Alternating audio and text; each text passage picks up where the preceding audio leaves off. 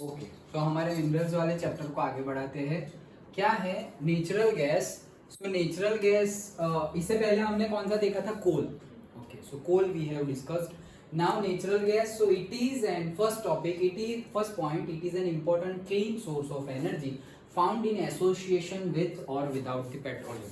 तो natural gas ऐसा है जहां तुम्हें क्रूड ऑयल मिलेगा, पेट्रोलियम मिलेगा, जनरली मेजोरिटी केस में उसके साथ ही नेचुरल गैस होगा। मतलब तुम्हें पता चले कि 100 मीटर तो नहीं, बट से 10 किलोमीटर नीचे है पेट्रोलियम, क्रूड ऑयल, तो 10 किलोमीटर नीचे क्रूड ऑयल के साथ नेचुरल गैस उसके ऊपर होगा। मतलब क्रूड ऑयल है, उसके ऊपर नेचुरल गैस होगा, तो पहले नेचुरल गैस निकलेगा और फिर क्रूड ऑयल होगा मेजोरिटी केस में। अदरवाइज कहीं पर अलग नेचुरल गैस भी अलग से मिलता है। It is used as the source of energy as well as raw material in petrochemical industry. So raw material के तौर पे डायरेक्टली यूज होता है और एज अ रॉ मटेरियल भी यूज होता है पेट्रोकेमिकल इंडस्ट्री में। डायरेक्टली यूज हम कहाँ करते हैं रॉ मटेरियल के तौर पे?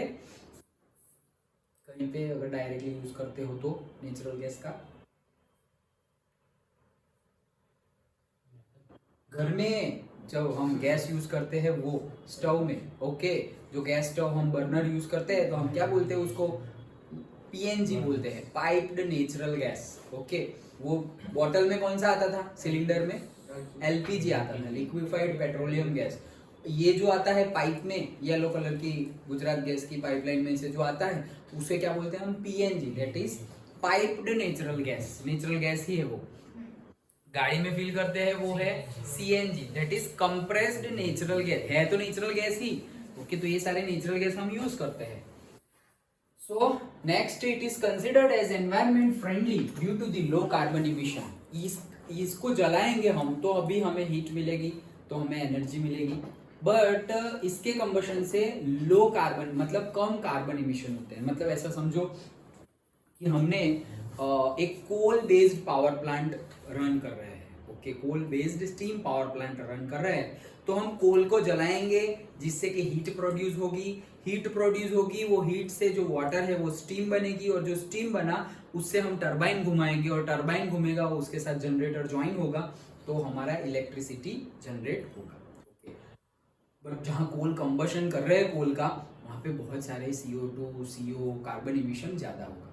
लेकिन अगर वहीं पे नेचुरल गैस हम बर्न करें और वाटर से स्टीम बनाए और फिर स्टीम से स्टीम टरबाइन रन करे, तो भी इलेक्ट्रिसिटी, तुम्हारा पर्पस तो फुलफिल हो ही रहा है, इलेक्ट्रिसिटी प्रोड्यूस हो रही है, बट जो कार्बन इमिशन होगा, okay, carbon dioxide, carbon monoxide, जो गैसेस रिलीज होंगे वो कंपेयर टू द कोल में जितने रिलीज होंगे उससे क्या होंगे? कम। Understood? Next, large reserves of natural gas have been found in Godavari Krishna basin. तो गोदावरी कृष्णा बेसिन, गोदावरी कृष्णा रिवर जो हमारी साउथ इंडिया की रिवर है, वेस्ट फ्लोइंग है या ईस्ट फ्लोइंग?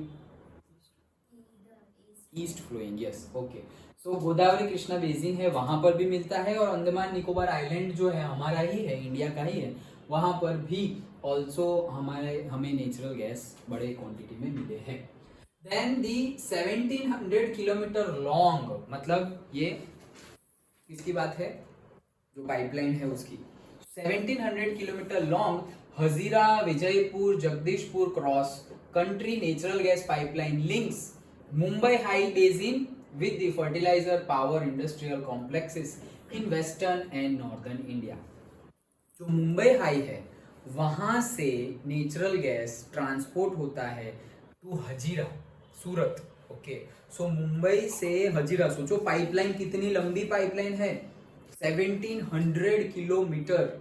ओके, तो यहां से तुम दिल्ली पहुंच जाओ, उससे भी दूर जम्मू कश्मीर पहुंच जाओ। ओके, इतनी बड़ी पाइपलाइन मुंबई से हजीरा आ रही है, सूरत से आगे Vijaypur and Jagdishpur cross country अलग अलग जगह पर जा रही है, और वहां जा रही है, क्या कर रही है? इंडस्ट्री में रॉ मटेरियल के तौर पे, हमने क्या बोला? रॉ मटेरियल के तौर पे डायरेक्ट यूज करते हैं हम, एज अ डायरेक्टली यूजर है हम, अदरवाइज इंडस्ट्री में as a raw material use करते हैं। तो डायरेक्ट कंजम्पशन तो जैसे हमने बोला नेचुरल गैस जो हम घर में कंज्यूम करते हैं डोमेस्टिक पर्पज वो, और से गाड़ी में एज अ फ्यूल यूज करते हैं, personal also and public also. CNG buses, government की मेजरली बसेस अब सीएनजी है, मेजरली। ओके, डीजल वाली बहुत मतलब नेग्लिजिबल है। जैसे ही मैंने तुम लोगों को भी बताया था कि अभी नेक्स्ट 5 साल के बाद गवर्नमेंट बोल रही है कि सारी की सारी इंडियन गवर्नमेंट की बसेस सोलार पावर्ड हो जाएगी। मतलब कि सोलार मतलब बैटरी ऑपरेटेड हो जाएगी। सोलार पावर मतलब बैटरी ऑपरेट, इलेक्ट्रिकल व्हीकल जो हम बोलते हैं वैसी हो जाएगी। मतलब इलेक्ट्रिसिटी कहाँ से जनरेट करेंगे हम? सोलार से। और वही इलेक्ट्रिसिटी हम मतलब इलेक्ट्रिकल चार्ज स्टेशन से चार्ज कर कर बैटरी फिर गाड़ी घुमाएंगे। मतलब गाड़ी मतलब बाइक तो घुमाने लगे हैं, कार भी आ गई है, but even bus and trucks also will be run on से electrical basis, electricity basis. Okay, so 2028 तक का गवर्नमेंट का एस्टिमेशन है कि we will reach that milestone. Okay, that is the thing, वो डेवलपमेंट के लिए जरूरी है ऐसे। सो ये जो गैस है वो डिफरेंट डिफरेंट इंडस्ट्रियल कॉम्प्लेक्स, जैसे कि इंडस्ट्रियल कॉम्प्लेक्स में हम हजीरा बोल दे, फिर यहाँ से ही वापस दहेज हमारा एक इंडस्ट्रियल कॉम्प्लेक्स बोलेंगे जहाँ बहुत सारी इंडस्ट्रीज है। जैसे हम बहुत सारी शॉप्स हो तो नहीं बोलते कि ये शॉपिंग कॉम्प्लेक्स है। ओके, और से पूरा स्पोर्ट्स का ग्राउंड हो जहाँ पे जैसे जेएनएफसी स्पोर्ट्स कॉम्प्लेक्स बोलते हैं हम, तो वहाँ पे भाई टेबल टेनिस है, लॉन टेनिस है, स्केटिंग है, क्रिकेट का है, स्विमिंग पूल है, कितने कुछ सारे स्पोर्ट्स एक ही जगह पे मिल जाएंगे तुम्हें, तो हम बोलेंगे जेएनएफसी स्पोर्ट्स कॉम्प्लेक्स। तो वैसे ही सारी इंडस्ट्री इंडस्ट्री इंडस्ट्री हो तो फिर इंडस्ट्रियल कॉम्प्लेक्स बोलेंगे। अंडरस्टूड। तो दहेज है, दहेज से आगे फिर हमारे गुजरात में जाओ तो जामनगर है, वैसे फिर नॉर्थ इंडिया में जाओ तो हरियाणा और वो साइड भी बड़े बड़े इंडस्ट्रियल कॉम्प्लेक्स है, नोएडा, हरियाणा। सो दैट इज द थिंग, तो वहाँ पे ये जाता है। तो 5 पॉइंट याद रह गए नेचुरल गैस के, शॉर्ट नोट पूछी जाए तो। अंडरस्टूड, सिंपल है। Next is the electricity. So electricity जो है वो, electricity has wide range of applications in today's world. Obvious है कि आज की डेट में बहुत ज़्यादा वाइड रेंज है इलेक्ट्रिसिटी के यूज़ की। Its per capital consumption is considered as an index of development. अगर कोई कंट्री का डेवलपमेंट कैसा है, ज़्यादा डेवलप हो रही है, कम डेवलप हो रही है, तो वो हम डायरेक्टली वो कंट्री का पर कैपिटल मतलब एक इंडिविजुअल कितनी इलेक्ट्रिसिटी कंज्यूम करता है उससे हम निकाल सकते हैं। जैसे कि हम सपोज 2 मंथ में मान लो कि तुम से 500 यूनिट्स कंज्यूम कर रहे हो 2 मंथ, एक मंथ में सपोज 250 यूनिट्स मान लिया, अप्रोक्सीमेटली 500 मान लो। 1 मंथ में हमने 500 यूनिट्स इलेक्ट्रिसिटी कंज्यूम की। अब सपोज अमेरिका में कोई बंदा होगा, ये घर पूरे घर की बात है, हाँ, तो घर में 500 और 5 लोग रह रहे हैं, मतलब एक ने 100 यूनिट्स एक महीने की कंज्यूम की। ओके, वही इसको बोलेंगे पर कैपिटल कंजम्पशन। तो वही यूएस, कनाडा, ऑस्ट्रेलिया, ब्रिटेन, वहां पे अगर हम देखें, China, Russia, okay, developed countries की बात करें तो वहां पर क्या है कि पर कैपिटल इनकम देखो तो यहाँ पर सपोज हमने बोला कि एक मंथ में 100 यूनिट्स कंज्यूम कर रहे हैं पर कैपिटल मतलब इंडिविजुअल, तो वहां पे 100 नहीं, कितना होगा 2000 यूनिट एक बंदा कंज्यूम कर रहा है इलेक्ट्रिसिटी, एक बंदा। ओके, तो एक बंदा कंज्यूम करेगा मतलब पूरे के पूरे घर का कंजम्पशन कितना हो जाएगा, 5 ही है तो 10,000 यूनिट। कहाँ यहाँ पे 500 यूनिट आ रहा था एक मंथ का कंजम्पशन, वहां पे कितना आ रहा है 10,000 यूनिट, और वो बिल भी पे कर रहा है सब कुछ। दैट मीन्स कि वो लोग हमसे ज्यादा डेवलप है तभी तो कंज्यूम कर रहे हैं। क्यों? क्योंकि कंज्यूम करने के लिए होना भी तो चाहिए, तो उनके पास है इसलिए ज्यादा कंज्यूम कर रहे हैं। हम बोलेंगे सर हम भी 10,000 यूनिट्स कंज्यूम करें, हाँ होना तो चाहिए पहले। जैसे ही ज्यादा कंजम्पशन करने लगेंगे वो जो ऑलरेडी प्रोड्यूस है उसकी प्राइस बढ़ जाएगी, ऑलरेडी प्रोड्यूस है उसकी प्राइस बढ़ गई, लाइट बिल ज्यादा आएगा तो हम ऑटोमेटिकली अरे कंजम्पशन बंद करो बहुत लाइट बिल आया है, लाइट बिल। तो गवर्नमेंट उस हिसाब से उसका रेट बढ़ाती है। इसीलिए तो देखना तुम, जैसे हम बोले कि जापान है और उनकी नाइट लाइफ जो होती है तो इतना मतलब नाइट लाइफ मतलब इतना ज्यादा ये जो हम जैसे बाहर जाए तो दिवाली में कैसे हमारा पूरा सिटी ऐसे कलरफुल हो जाता है, बहुत ज्यादा लाइट है, बैनर्स एंड ऑल, सब कुछ इलेक्ट्रिकल बैनर्स, पैनल बैनर्स जिसे बोलेंगे, ऐसी पैनल लगी हुई होगी, होर्डिंग्स लगे हुए होंगे जो इलेक्ट्रिसिटी से कंज्यूम मतलब इलेक्ट्रिसिटी वहाँ कंज्यूम हो रही है। ओके, क्योंकि ग्लो कर रहा है। जैसे कि हमने अपना ट्यूशन का नाम लिख दिया मार्गदर्शक, वो मैंने निकाला था तो सिर्फ मार्गदर्शक लिखने का चार्जेस था 85,000 रुपीज लाइट वाला। मैंने सोचा घर पर रख दे ऐसे, ऐसे ऊपर से कि रोड से भी दिखे ऐसे, तो वो कितना था 85,000 रुपीज, वो भी सिर्फ मार्गदर्शक लिखना है, कोचिंग इंस्टीट्यूट नहीं। ओके मैंने बोला भाई रहने दो अभी। Okay so that is the thing, but वैसे लिखते हैं। लोगों की तो शॉप अभी शुरू नहीं हुई, उससे पहले ऐसे वो होर्डिंग्स आ जाता है बाहर लिखा हुआ। क्यों? इन्वेस्टर बड़े होते हैं उसमें, ओके कि कितना इन्वेस्ट करना है, तो लाइक दैट पैसे होंगे तो करेंगे, like that. Okay so per capital income एक इंडेक्स है। There are two ways of generating electricity, दो वे है क्या? एक जो कन्वेंशनल एनर्जी रिसोर्सेज है उसको जलाओ, कंबशन करो, हीट प्रोड्यूस होगी और फिर स्टीम टरबाइन रन करो एंड देन इलेक्ट्रिसिटी प्रोड्यूस करो। दूसरा फ्लोइंग वाटर जो है उसमें से टरबाइन घुमाओ, वो स्टीम टरबाइन था, इसको बोलेंगे हाइड्रोलिक टरबाइन। दोनों के कंस्ट्रक्शन भी अलग अलग होंगे टरबाइन के। एक होता है विंड टरबाइन जो हम बोलते हैं, तो विंड टरबाइन विंड से घूमता है। अभी विंड टरबाइन को तुम पानी में लगा दो तो टूट जाएगा, क्योंकि उसको थोड़ा थोड़ा स्पीड चाहिए भाई, 3 मीटर पर सेकेंड। और वाटर तो 30 मीटर क्या 300 मीटर पर सेकेंड की स्पीड से आएगा। समझ में आ रहा है? ओके इतना फास्ट तो नहीं आएगा, बट मैंने ऐसे ही एग्जांपल दे दिया। बट कहने का मीनिंग क्या है कि वहां पर लोड ज्यादा हो जाएगा। मतलब तुम ऐसा समझो कोई चीज पर सॉलिड मारो, लिक्विड मारो और गैस मारो, तो कब उस पर ज्यादा फोर्स लगेगा? जब सॉलिड मार रहे तब। तो अभी लिक्विड और गैस मार रहे हैं तो कब ज्यादा लगेगा? लिक्विड पे, तो टूट जाएगा वो। अगर विंड टरबाइन रखा हुआ है और अगर उसकी कैपेसिटी है कि वो 10 मीटर पर सेकेंड, ओके कि एक सेकेंड में 10 मीटर, 10 मीटर आगे आ जाए एयर, इतनी कैपेसिटी है उसकी कि 10 मीटर पर सेकेंड की स्पीड से एयर फ्लो हो रही है, वहां पे तुम ये विंड टरबाइन रखो तो उसकी कैपेसिटी हाईएस्ट कैपेसिटी 10 है, और सोचो कि 30 मीटर पर सेकेंड वाली एयर आ गई तो क्या होगा? वो भी टूटने के चांसेस है मतलब टूट ही जाएगा, अच्छे से वर्क करेगा नहीं। Okay so that is the thing, दो वे है। Then secondly by burning the fuels, मतलब ये एक हाइट, इसे जो पानी में से जो करेंगे हम, जैसे कि हम डैम बनाते हैं, फिर डैम पे हमने बहुत हाइट तक पानी स्टोर किया, फिर वहां पानी स्टोर किया तो वहां से एक पाइपलाइन रखी और वो पाइपलाइन जा रही है नीचे, ओके, और नीचे टरबाइन रखा हुआ है।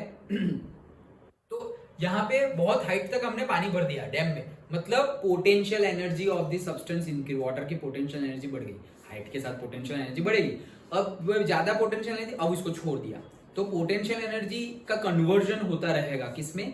काइनेटिक एनर्जी में। तो ये जो एनर्जी है वो पोटेंशियल एनर्जी यूज हो जा रही है, क्योंकि अब उसका लेवल वापस कम हो रहा है, लेकिन वो एनर्जी कोई ना कोई फॉर्म में तो कन्वर्ट होगी। Energy can neither be created not destroyed, तो वापस वो कन्वर्ट हो जाएगी किसमें? काइनेटिक एनर्जी में। ज्यादा काइनेटिक एनर्जी मतलब ज्यादा वेलोसिटी, ज्यादा स्पीड, और वो ज्यादा स्पीड वाला वाटर अगर टरबाइन को ऐसे धक्का मारेगा तो टरबाइन क्या होगा? घूमेगा, और टरबाइन घूमेगा मतलब कि जनरेटर कनेक्टेड होगा और इलेक्ट्रिसिटी जनरेट होगी। इसी को बोलते हैं हाइड्रो इलेक्ट्रिक पावर प्लांट। वहां पे होता है स्टीम पावर प्लांट, तो वहां पे क्या करते हैं हम? पानी ऑलरेडी है, हाइट पे नहीं, नॉर्मल हाइट पे ही हमारा मतलब टैंक में भरा हुआ पानी है, उसको हमने गर्म किया। किस चीज से? कोल का कंबशन, नेचुरल गैस का कंबशन, पेट्रोलियम, किसी ना किसी कन्वेंशनल सोर्सेज को जला दिया तो उससे हीट प्रोड्यूस हुई तो वाटर गर्म होगा, 100 डिग्री सेल्सियस रीच हो जाए तो स्टीम बन जाएगा। ये स्टीम को जैसे वहां पे पाइपलाइन से पानी से धक्का मारा टरबाइन में, वैसे यहाँ स्टीम से धक्का मारेंगे टरबाइन को, ओके, तो वो वापस टरबाइन घूमेगा, जनरेटर कनेक्टेड होगा तो इलेक्ट्रिसिटी जनरेट होगी। एज बिफोर, जैसे मैंने बताया कि वाटर टरबाइन और स्टीम टरबाइन का कंस्ट्रक्शन डिफरेंट होता है। अदरवाइज सोचो, जो टरबाइन पानी से इतना घूमता है वही टरबाइन यहाँ तुमने लगा दिया, वो तो कितना फास्ट घूमेगा, क्योंकि वो तो स्टीम से घूम रहा है। फास्ट क्या घूमेगा ही नहीं, स्लो घूमेगा। और अगर स्टीम टरबाइन तुमने वहां लगा दिया तो उसके तो टूटने के चांसेस हैं, क्योंकि पानी आ गया, ज्यादा फोर्स लगेगा उसमें। समझ में आ रहा है? कंसेप्ट के लिए बता रहा हूँ, वो सब यहाँ लिखना नहीं है। Okay that's it.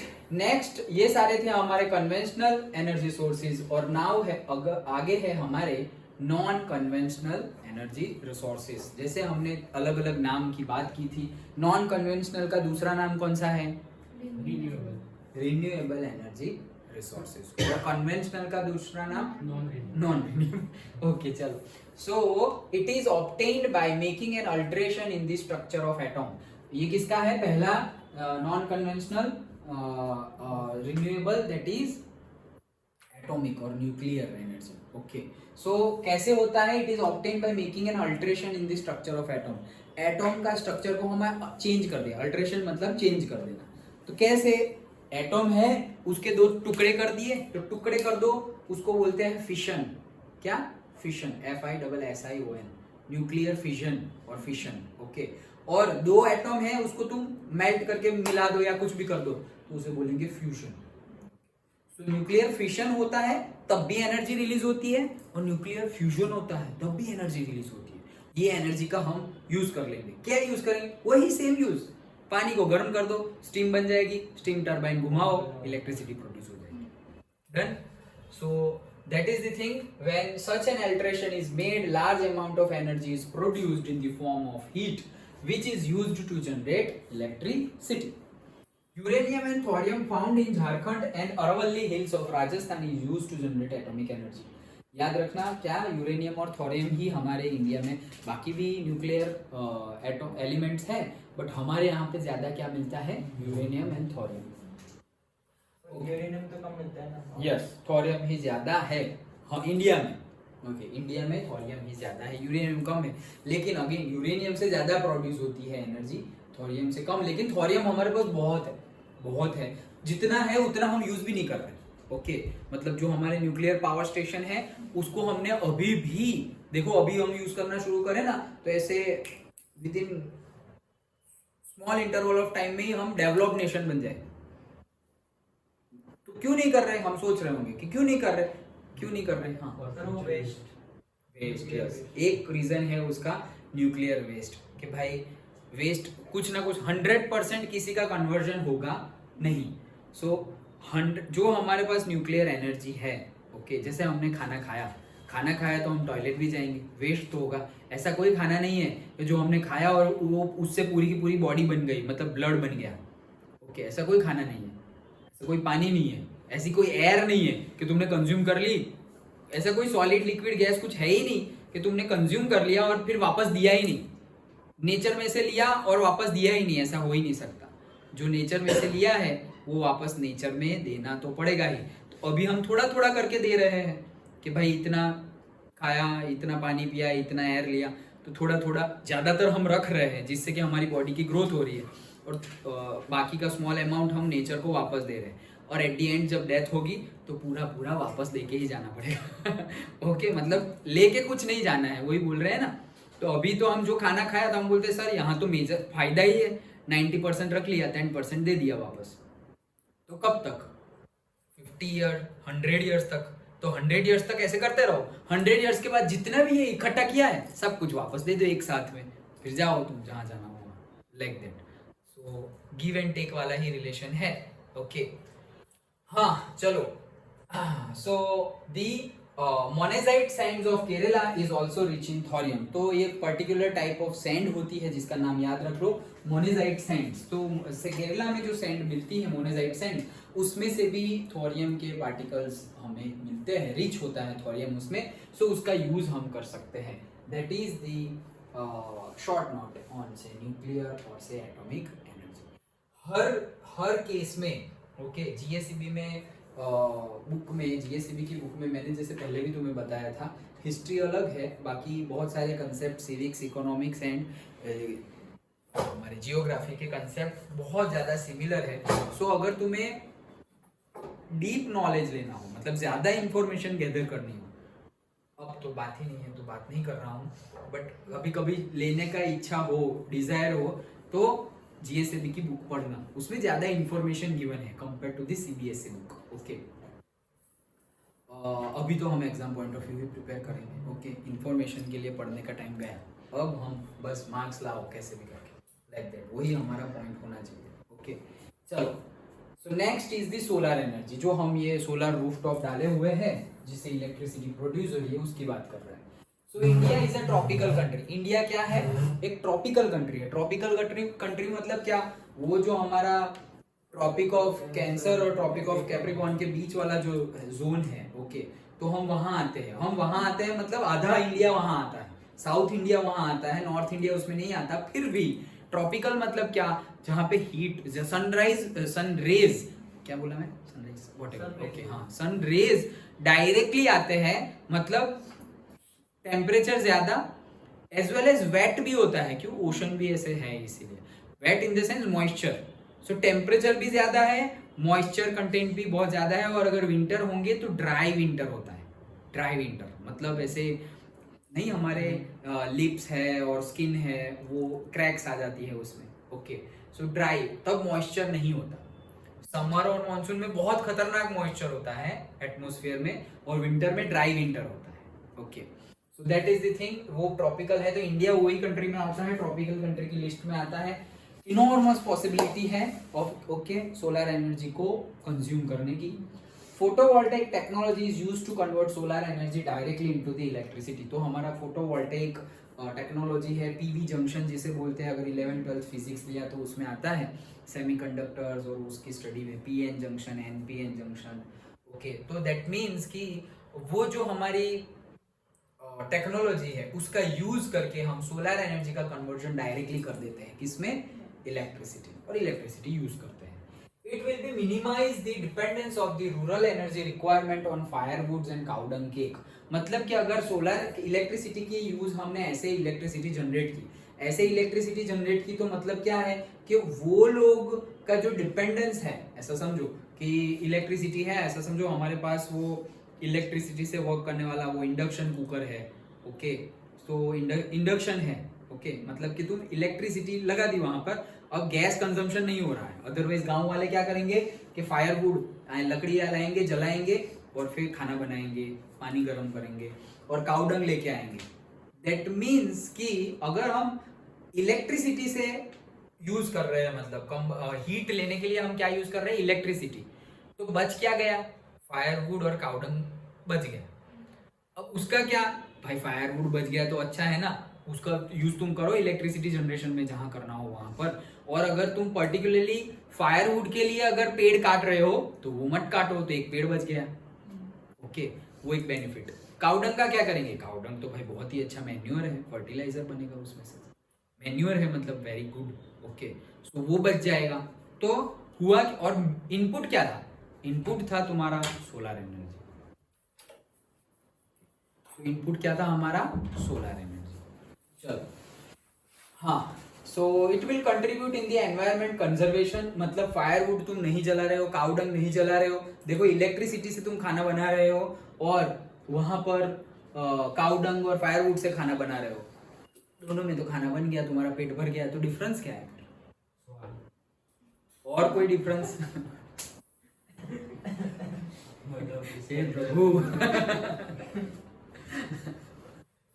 स्वाद बोल रहे हो, हाँ भाई स्वाद का डिफरेंस है, बट आगे हम टेक्निकल बात कर रहे हैं।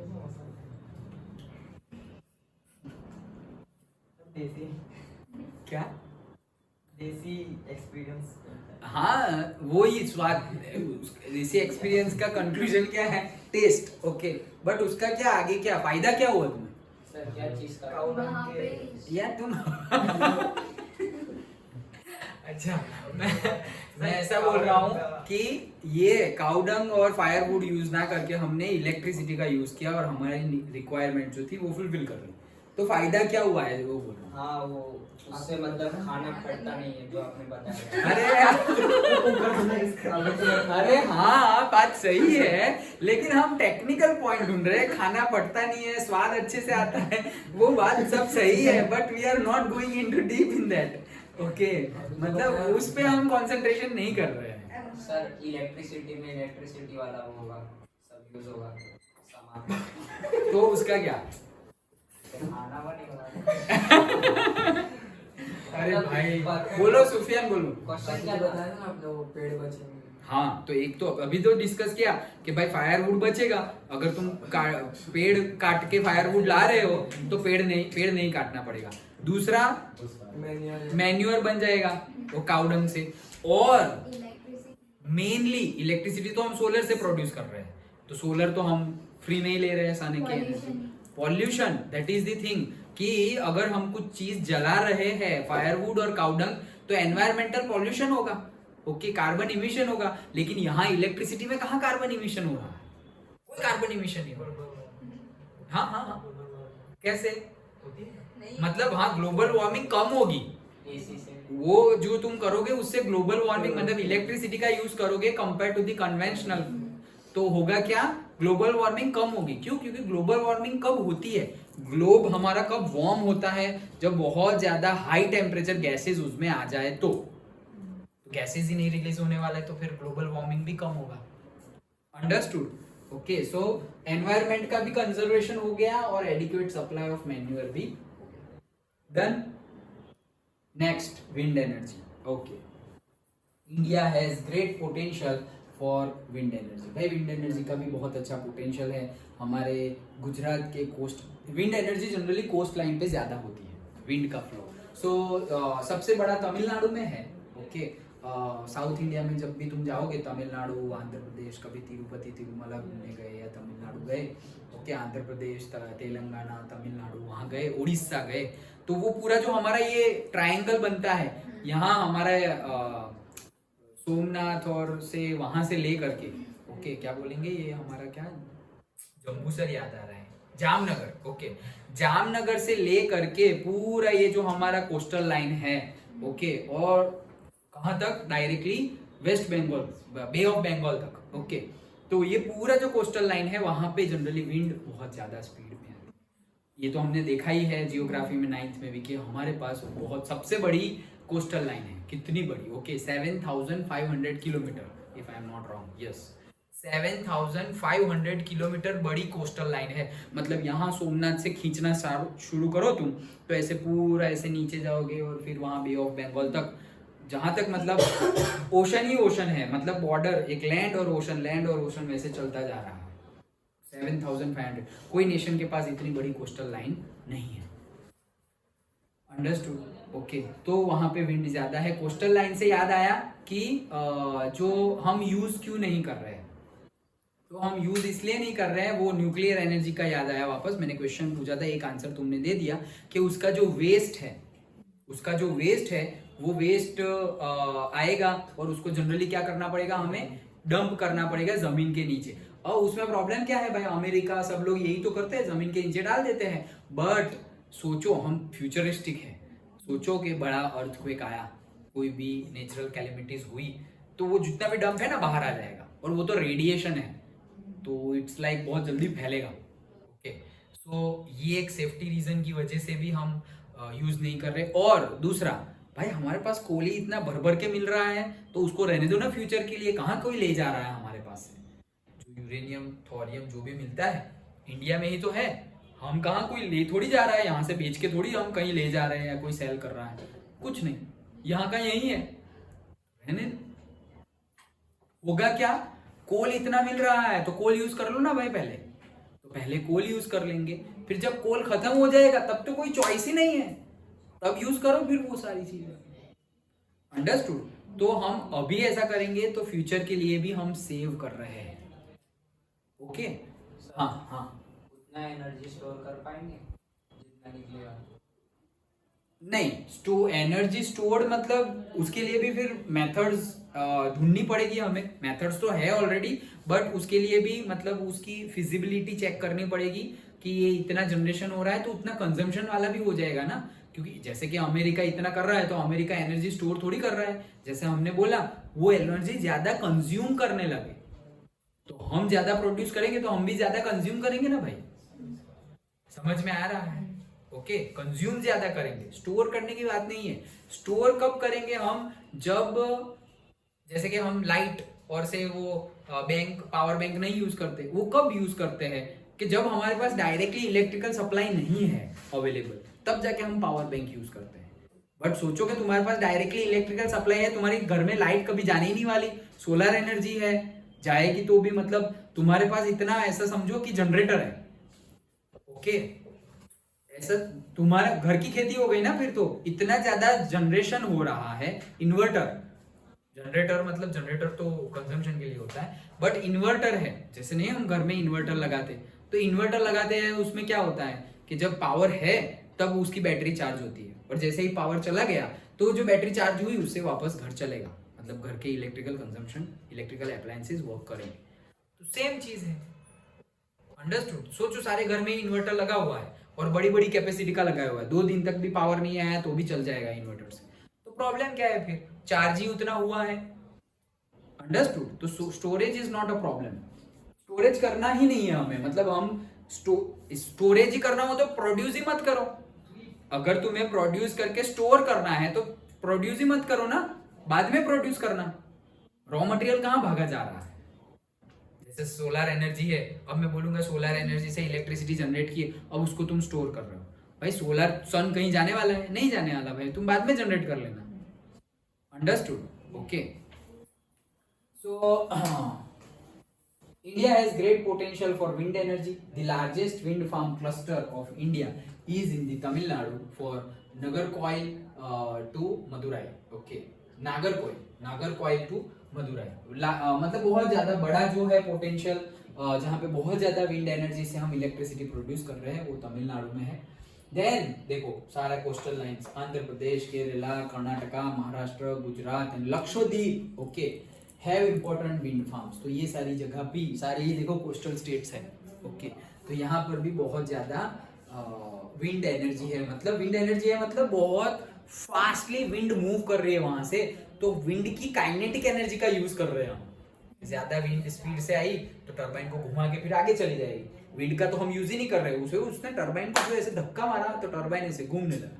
टरबाइन घूमने लगा, हमने साथ में जनरेटर लगाया हुआ है। जनरेटर मतलब क्या?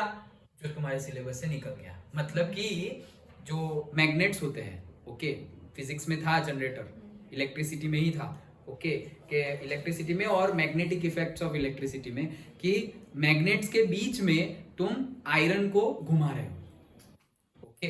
तो फैराडेज लॉ वो सब था, रिड्यूस हो गया है, बट मैग्नेट्स के बीच में तुम आयरन को घुमा रहे हो तो इलेक्ट्रिसिटी प्रोड्यूस होगी, और आयरन के बीच में तुम मैग्नेट को घुमा रहे हो तो भी इलेक्ट्रिसिटी प्रोड्यूस होगी।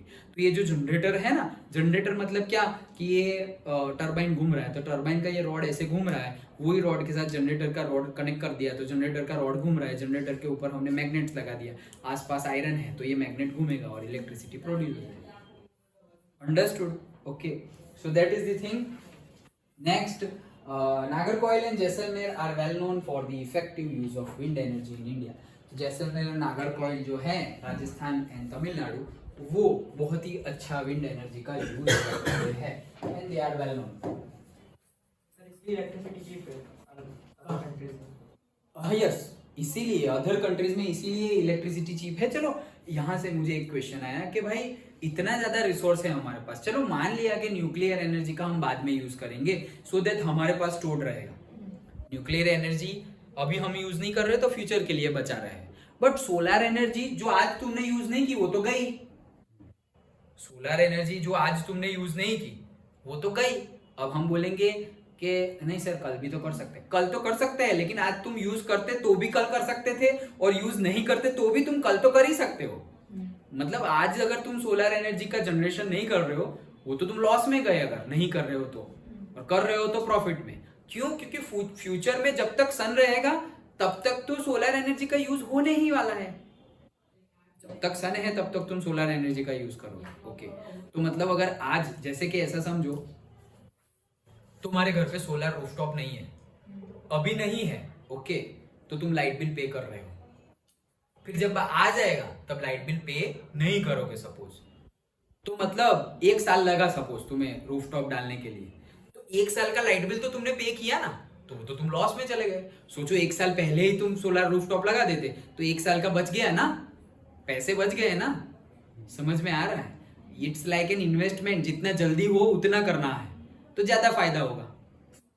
एंड पॉइंट तो फिक्स है सबका, सन होगा तब तक के लिए यूज कर सकते हो, अदरवाइज नहीं कर सकते। तो एंड पॉइंट फिक्स्ड है, तो मतलब जो जल्दी स्टार्ट कर देगा उससे एनर्जी लेना, वो ज्यादा एनर्जी ले सकता है। समझ में आ रहा है? तो मेरा क्वेश्चन ये है कि न्यूक्लियर एनर्जी हम नहीं, प्लांट इतना ज्यादा यूज नहीं कर रहे हैं, ठीक है, हम स्टोर कर रहे हैं, बट सोलर और विंड और वो सब का यूज हम उतना नहीं कर रहे हैं। तो क्यों नहीं कर रहे हैं? क्यों हम बहुत ज्यादा स्टोर तो करने वाले नहीं है, ओके। सन सोलर एनर्जी तो कल भी मिलेगी, विंड एनर्जी तो कल भी मिलेगी, तो फिर करो यूज क्यों नहीं कर रहे हो? हाँ बताओ।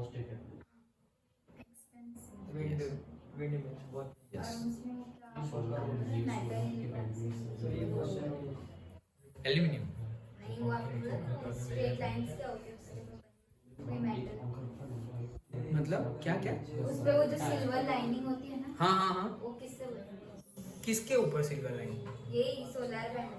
हाँ यस, तो वो पर्टिकुलरली उसका जो कंस्ट्रक्शन होता है उसमें पर्टिकुलर टाइप ऑफ मर्क्यूरी और अदर एलिमेंट्स भी यूज होते हैं जो कॉस्टली होते हैं। That is the thing. मतलब मेन तुम्हारा आंसर क्या है जो तुमने दिया वो सही है, इनिशियल कॉस्ट। कोई भी चीज की क्या इनिशियल कॉस्ट। जैसे मैंने बोला कि भाई जितना जल्दी हो उतना जल्दी सोलर रूफटॉप लगा दो, तो बोला हाँ हाँ ये तो सही बात है, चलो लगा देते हैं। अरे लगा देते हैं मतलब सपोज 1 लाख रुपीज दो तो लगेगा, तो बोले 1 लाख रुपीज नहीं नहीं नहीं बाद में लगाएंगे, पैसे इकट्ठा करेंगे बाद में लगाएंगे। अभी तो बोल रहे थे जितना जल्दी लगाना हो उतना जल्दी। अरे हाँ, लेकिन होने तो चाहिए उतने पैसे। तो हम अपने घर के लिए ऐसा सोच रहे हैं, तो गवर्नमेंट को तो पूरे इंडिया के लिए सोचना है कि अगर पूरे इंडिया में भाई ऐसा हो जाए तो पूरे इंडिया में जितने भी जगह खाली पड़ी है सब जगह सोलर पैनल लगा दो। फ्री में थोड़ी आती है सोलर पैनल, उसका मैन्युफैक्चरिंग कॉस्ट है। ओके, तो वो कॉस्ट कौन बेयर करेगा? उतने पैसे भी तो होने चाहिए हमारे पास। सो दैट्स व्हाई एक विंड टर्बाइन बना दिया हमने। ओके, तो उसका कॉस्ट कौन बेयर करेगा? हमें ही बेयर करना है। उनके पास, वो डेवलप्ड कंट्री है, उनके पास उतने पैसे हैं कि पूरे ऐसे पूरी लाइन में ही ऐसे डाल दो विंड टर्बाइन, ऐसे घूम रहे हैं टॉय के जैसे, दिखने में भी अच्छा लग रहा है। अरे पर उनके पास उतने पैसे हैं। हमारे पास जो पैसे है उससे हमें रोड बनाने हैं, पहले उससे बिल्डिंग बनानी है, हॉस्पिटल्स बनानी है, ब्रिजेस बनाने हैं, वो सब ऑलरेडी वहां बन चुका है। तो उनके पास पैसे है, अब क्या करें? तो भाई और चलो और एनर्जी प्रोड्यूस करते हैं, और एनर्जी प्रोड्यूस करते हैं। तो पैसे है तो कहीं तो कुछ तो करना पड़ेगा, और क्या करें? एनर्जी भी प्रोड्यूस करते हैं। हाँ चलो आर्म्स बनाते हैं, तो डिफरेंट टाइप्स ऑफ रॉकेट्स बनाए, मिसाइल्स बनाए, व्हीकल्स बनाए, और क्या करें? अरे रिसर्च साइंटिस्ट को दे दो पैसे, वो खर्चा करके कुछ ना कुछ नया प्रोड्यूस कर देंगे। तो फिर स्पेस जो नासा है उसको पैसे दे दिए, तुम करो बिंदास खर्चा करो। ओके, तो वो बिंदास खर्चा कर रहे हैं, तो देखो कितना ज्यादा खर्चा करके वो लोग मून मिशन और मार्स मिशन कर रहे हैं, और हम उनसे हाफ क्या थर्ड पार्ट में कर रहे हैं। मतलब अगर वो 1200 करोड़ में कर रहे हैं तो हम 300-400 करोड़ में कर रहे हैं। ओके, उतने में ही हमारा प्रोड्यूस हो जा रहा है। उनका एक मूवी सपोज 700 करोड़ 800 करोड़ का हाई क्लास मूवी होता है, तो उतने में तो हम मतलब 2 बार लॉन्च कर दिए मंगलयान ऐसे। Okay, like that. So that is the thing. पैसे है तो क्या करे भाई? नहीं बोलते पैसे है तो उड़ाएंगे ऐसे। उनके पास पैसे है अब तो उड़ा रहे हैं। मतलब पहले तो एनर्जी प्रोड्यूस करो, अब तो पूरे दिन light switch on switch off का ऑप्शन ही नहीं है, ऑन ही रखो। ओके एसी भी पूरा ऐसे जरूरत ही नहीं है, 16 पे ही रखो, गद्दा ओढ़ के सो जाएंगे। ओके, बट अरे भाई तुम मतलब ऐसे ओढ़ के ही सो जाने वाले हो तो टेम्परेचर थोड़ा नहीं 16 पे ही रखो। Suffering from success. ये नया टर्म दिया देखो हमने। सो लाइक दैट कि भाई सब कुछ हो गया, अब क्या? अभी भी पैसे है, चलो हम मिसाइल्स बनाते हैं, ये बनाते हैं, कभी भी काम आएगा। कहीं पे वॉर हो गई, फिर छोटी मोटी लड़ाई हो तो भी, फिर जिसके पास ज्यादा है छोटी मोटी लड़ाई हो तो भी अमेरिका आ जाएगा, मार डालेंगे, लाइक दैट। ये तो देखो यार, इतनी छोटी लड़ाई में कोई ऐसे बंदूक लेके आ जाए, किसी ने तुम्हारा पेन ले लिया और तुम ऐसे गन लेके पेन दे दे। ओके, सो वैसा हो जाएगा। 4 साल लगा। चलो, दिया। ये किसने बंद किया? आपने किया। मैंने ही किया। हाँ। अच्छा okay.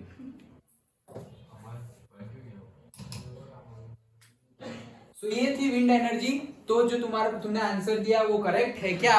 Initial cost, manufacturing cost इतना ज्यादा है कि हम नहीं कर सकते, इसीलिए तो हम हमारे घर में भी नहीं लगाते इतने जल्दी। नहीं तो सोचो कि छोटा वाला विंड टर्बाइन तो हम अपने टेरेस पे भी लगा सकते थे।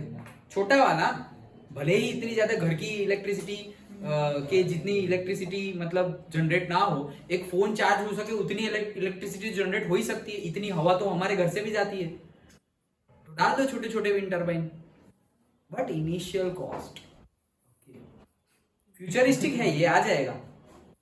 फ्यूचरिस्टिक है, ये भी आ जाएगा। जैसे घर पे सोलर रूफटॉप आ गया है, छोटे छोटे। जैसे हमारे एक मास्टर डिग्री में हमने एक प्रोजेक्ट किया था, मैंने और मेरे कलीग ने, तो उसमें हमारा टॉपिक यही था। पेरिस में तो आ गया है, ओके, ऐसा छोटा ट्री शेप का विंड टर्बाइन, मतलब तुम्हें ऐसा लगेगा कि ट्री है, बट वो आर्टिफिशियल है और वो ट्री नहीं है, वो ग्रीन कलर के ऐसे विंड टर्बाइन है, ऐसे घूम रहे हैं कंटिन्यूअसली, वहां से हवाएं चल रही है और विंड टर्बाइन घूम रहे हैं। तुम दूर से देखोगे तुम्हें ऐसा लगेगा कि पेड़ है और वो हिल रहा है, बट वो विंड टर्बाइन है, ओके, और इलेक्ट्रिसिटी जनरेट होती है उससे। तो वो ऑलरेडी रिसर्च हो गया है, कई जगह पे एस्टेब्लिश हो गया है, okay, so that is the thing. चलो नेक्स्ट रिन्यूएबल में आते हैं बायोगैस। सर ये आपके घर के जो बायो है वो कौन सा? नहीं जाए वो तो वेयर हाउस है, स्टोरेज। तो वो ऊपर जो घूमता है हाँ, दैट इज एग्जॉस्ट फैन। वो तो सिर्फ एग्जॉस्ट फैन है क्या, कि जैसे कि बहुत ज्यादा हम कैसे वेंटिलेशन रखते हैं, अभी तो हमारा एसी चालू है, सोचो एसी बंद है और फैन चालू है और दोनों विंडो बंद है, डोर भी बंद है, दैट मीन्स हम जो एक्सेल कर रहे हैं पूरा का पूरा CO2 सारा का सारा यहीं पे इकट्ठा होता जाएगा, और एक पॉइंट आएगा जब हम इनहेल ही CO2 कर रहे हैं, ऑक्सीजन कम और CO2 ज्यादा। क्यों? क्योंकि ज्यादा क्वांटिटी में वही है, सफोकेशन होने लगा, गर्मी बढ़ जाएगी, टेम्परेचर बढ़ जाएगा, ओके। तो इसीलिए हम वेंटिलेशन रखते हैं। वेंटिलेशन मतलब कि एयर का इनफ्लो आउटफ्लो होता रहे। तो यहाँ पर स्टोरेज है, अब स्टोरेज में ना उन्होंने विंडो रखी हुई है, एक ही डोर है, आगे से एंट्री हो गई, अब पूरा ये वेयर हाउस है, मतलब पूरा बंद क्लोज हो गया, तो कोई विंडो नहीं है, कहीं से एयर आ नहीं सकती, जा नहीं सकती। इसीलिए ऐसे जो कंस्ट्रक्शन होते हैं उसमें ऊपर से ऐसे एग्जॉस्ट फैन रखते हैं कि जो भी एयर हो वो ऑटोमेटिकली, एयर है डोर में से आई तो जाएगी, फिर वापस मैं तो डोर में से ही जाऊंगी, ऐसा तो होगा नहीं, आके वो ऊपर गई तो ऊपर से ऐसे वो एग्जॉस्ट फैन को घुमा कर बाहर चली जाएगी। किस चीज की है? क्या क्या क्या? वो किस चीज की? ये फायर क्रैकर्स, वेयर हाउस है, ओके। ये नहीं पीछे टेम्पल के पीछे यहाँ पे बेचते हैं, क्या नाम, अंबिका फटाकड़ा, भरूच में सौથી सस्ता, ऐसे बोर्ड भी लगाया था, ओके। तो वो उनका वेयर हाउस है और यहाँ से वो सेल करते थे। एक्चुअली उनका आइडिया था कि वहीं से आगे जो शॉप्स बना दी गई है वहीं से सेल करें, लेकिन राधा कृष्ण सोसाइटी है, वहाँ से सबने बोला कि वो भाई ये इंडस्ट्री है क्या, ये तो सोसाइटी है, उसमें तुमने कहाँ से वेयर हाउस डाल दिया एंड ऑल, ओके, और ये तो रिस्की है, फायर क्रैकर्स मतलब रिस्की, इतना ज्यादा कैसे, तो फिर ज्यादा बवाल ना हो इसीलिए उन्होंने फिर वो शॉप्स खोली ही नहीं, बंद की बंद रहने दी और यहाँ से ही सब सेल करते रहे। बीच में दरवाजा भी रखा हुआ है, जैसे यहाँ का माल खत्म हो गया, आइटम्स खत्म हो गई, अंदर गए, लेके आए, बेच दिया, तो यहाँ से बेच रहे हैं और उसका वेयर हाउस के तौर पे यूज कर रहे हैं। अदरवाइज उन्होंने ऐसे 3 गेट्स रखे हुए हैं, 3 या 4 शॉप्स है, तो वहां से सेल करने का प्लानिंग था उनका, यही लास्ट दिवाली में, मतलब दिस करंट जो अभी गई वो दिवाली में, बट ऐसा ना हो क्योंकि लीगली नॉट एक्सेप्टेबल, राइट नहीं है, सोसाइटी में तुम ऐसा फायर क्रैकर का वेयर हाउस नहीं रख सकते, ओके। चलो मान लो कोई और चीज का भी तुम्हारी इंडस्ट्री है, तुम बिजनेस कर रहे हो, कुछ रख दिया नॉन हेजार्डियस, ऐसा थोड़ी रख सकते। खाने का, हाँ खाने का, जैसे उनकी दूसरी खाने की शॉप है हरियर पे, उन्हीं की, ओके, वो पफ हाउस है उसके नीचे, उसके बाजू में, उसके नीचे तो ओके, सो वहां पे उनकी शॉप है, तो चलो, सो वहां पर उनकी शॉप है, तो पहले सबको ऐसा ही लगा था कि ये वेयर हाउस किसका है, ग्रीन्स का है, मतलब चावल और वो सब ही स्टोर करेंगे, ऑयल है, व्हीट है, राइस है, बट ये सब है। चलो biogas, plant animal waste shrubs and farm waste are used to produce biogas for domestic purpose in rural area। तो जनरली बायोगैस रूरल में ही एस्टेब्लिश करते हैं, क्योंकि उसमें ये जब जो चीज होती है एनिमल का, मतलब एनिमल कुत्ता मर गया, ओके, तो ऐसे अंदर डाल दिया लाइक दैट, ओके, मतलब वो डिग्रेड होगा ना धीरे धीरे धीरे, प्लांट है मर गए, उखड़ गए, रास्ते पे है, तो उसको डाल दिया। वेजिटेबल्स जो है वो, ओके, वेजिटेबल पील्स और वो सब हम छिलके निकाल देते हैं, तो वो सब डिग्रेड होते हैं, तो इट्स टाइम टेकिंग। वो सब के जैसा नहीं है सोलार के जैसा कि रेज गिरे इलेक्ट्रिसिटी जनरेट हो गई, या पानी गया hydro electric power plant, steam डाली तो स्टीम पावर प्लांट, उतना फास्ट नहीं है, इसमें टाइम लगेगा, डिग्रेड होगा, डिग्रेड होने से डायरेक्टली इलेक्ट्रिसिटी प्रोड्यूस होने वाली नहीं है। क्या प्रोड्यूस होगा, डिग्रेड होगा तो गैस प्रोड्यूस होगा। जनरली इसमें मेजरली गैस कौन सा होता है, CH4, मतलब मीथेन, ये क्या है तुम लोग अभी, चलो मीथेन गैस बनेगा और वो मीथेन गैस हम यूज कर सकते हैं डायरेक्टली, जैसे हम गैस स्टोव में यूज करते हैं नेचुरल गैस, वैसे तो ऐसे कंबशन के लिए यूज कर सकते हैं. That is the benefit.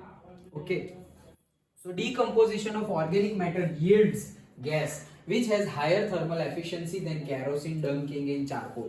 So charcoal होता है, डंग मतलब काउ डंग होती है, और से केरोसिन होता है, उससे भी हायर कैलोरीफिक वैल्यू है. जिसकी कैलोरीफिक वैल्यू ज्यादा वो ज्यादा हीट देगा. That is the thing, CV बोलते हैं उसे, कैलोरीफिक वैल्यू. तो जिसका कैलोरीफिक वैल्यू ज्यादा वो ज्यादा हीट और एनर्जी प्रोवाइड करेगा. तो ये जो गैस प्रोड्यूस होगा उसकी सीवी कैलोरीफिक वैल्यू ज्यादा होती है, दैट्स वाई वो ज्यादा हीट एनर्जी देगा. But it is time consuming, और इसीलिए जनरली इसको रूरल एरिया में, क्योंकि सारा गैस है तो उसको अच्छे से निकालना है. सोचो कहीं पे मतलब तुमने ऐसा बायोगैस का ऐसा दरवाजा खोला, वहां से भी गैस बाहर निकल रही है, तो ब्रीथ में जाएगी तो नॉट गुड. ओके, सो वो सारे कंसर्न होते हैं उसमें. So the plants using cow dung are known as गोबर गैस plants. तो जो प्लांट्स में ये काउ डंग ही यूज हो, मतलब डिग्रेड होने के लिए सिर्फ काउ डंग है और कुछ भी ज्यादा डाला, वेजिटेबल पील हो गया, प्लांट हो गए, वो सब नहीं. प्लांट मतलब बायोगैस प्लांट है, प्लांट मतलब ट्री वाला प्लांट मत समझ लेना. बायोगैस प्लांट में जहाँ गोबर काउ डंग यूज होता है उसको क्या बोलते हैं, गोबर गैस प्लांट, मतलब गोबर में से गैस बना ऐसे. These provide twin benefit to farmers in the form of energy and improved quality of manure. तो इससे क्या होता है, डबल फायदा हो जाता है. क्या कि गोबर डिग्रेड हुआ, गैस प्रोड्यूस हुआ, गैस का यूज कर लिया, और जो डिग्रेड हुआ वाला गोबर है ना, जिसमें से मतलब केमिकल रिएक्शन होकर गैस प्रोड्यूस हुआ, जैसे कि हमने बोला एसिड, मेटल, तो फिर वो एक सॉल्ट बनेगा हाइड्रोजन गैस. तो हाइड्रोजन गैस का तो यूज कर लिया तुमने, वो सॉल्ट का भी वापस यूज कर रहे हो वैसे. तो वैसे ही ये जो गोबर है उसमें से गैस मिला, वो गैस का तो यूज कर लिया, लेकिन ये जो बाकी डिग्रेडेड गोबर है उसका मैन्योर के तौर पे यूज कर लिया. वो और अच्छा मैन्योर है. डायरेक्ट गोबर एज अ मैन्योर यूज करो, और गोबर गैस प्लांट में गैस निकालने के बाद वाला जो गोबर तुम यूज करो वो और अच्छा है, ऐसा बोल रहे हैं. सो इसीलिए बेनिफिट है फार्मर को. It also prevents the loss of trees and manures due to burning of firewood and cow dung cakes, जो इससे पहले हमने देखा था वो. ओके, सेम पॉइंट कि अगर तुम्हें कुछ ना कुछ मिल रहा है गैस प्रोड्यूस जलाने के लिए, तुम्हें तो हीट और एनर्जी ही चाहिए, तो फिर वो गैस में से मिल रहा है, बायोगैस में से, तो फिर तुम फायरवुड और से क्या गोबर काउ डंग केक कम यूज करोगे डायरेक्टली. नेक्स्ट आता है टाइडल एनर्जी. ओके, टाइड मतलब क्या,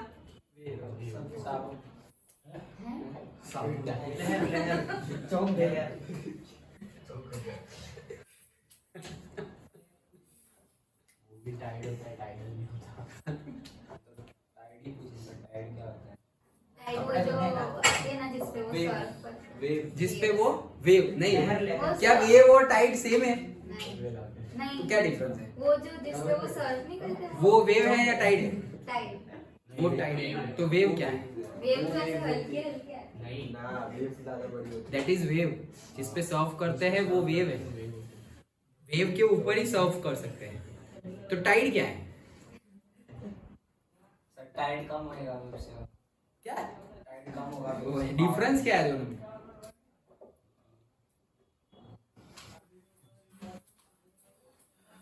टाइड इन टाइड आउट तो बताया था. हाँ. क्यों आती है, लहर नहीं. उनकी वजह से. लहर मतलब टाइड नहीं, लहर मतलब वेव ही बोलो. मून के ग्रेविटी की वजह से जो वाटर अट्रैक्ट हो जाता है वो है टाइड. तो ज्यादा आ गया पास में तो टाइड इन हो गया, और फिर मून दूर चला गया तो पानी वापस दूर चला गया. तो ये है टाइड. और वेव तो वेव है भाई, जो उछल के आता है. Okay, that is wave. समझ में आया. तो सॉल्व करते हैं वो क्या है, वेव. टाइड में सॉल्व करते हैं, it's not like that. Tide तो मतलब पानी आ रहा है भाई, आ रहा है तो आ रहा है, वो तो शांति से आएगा, आराम से.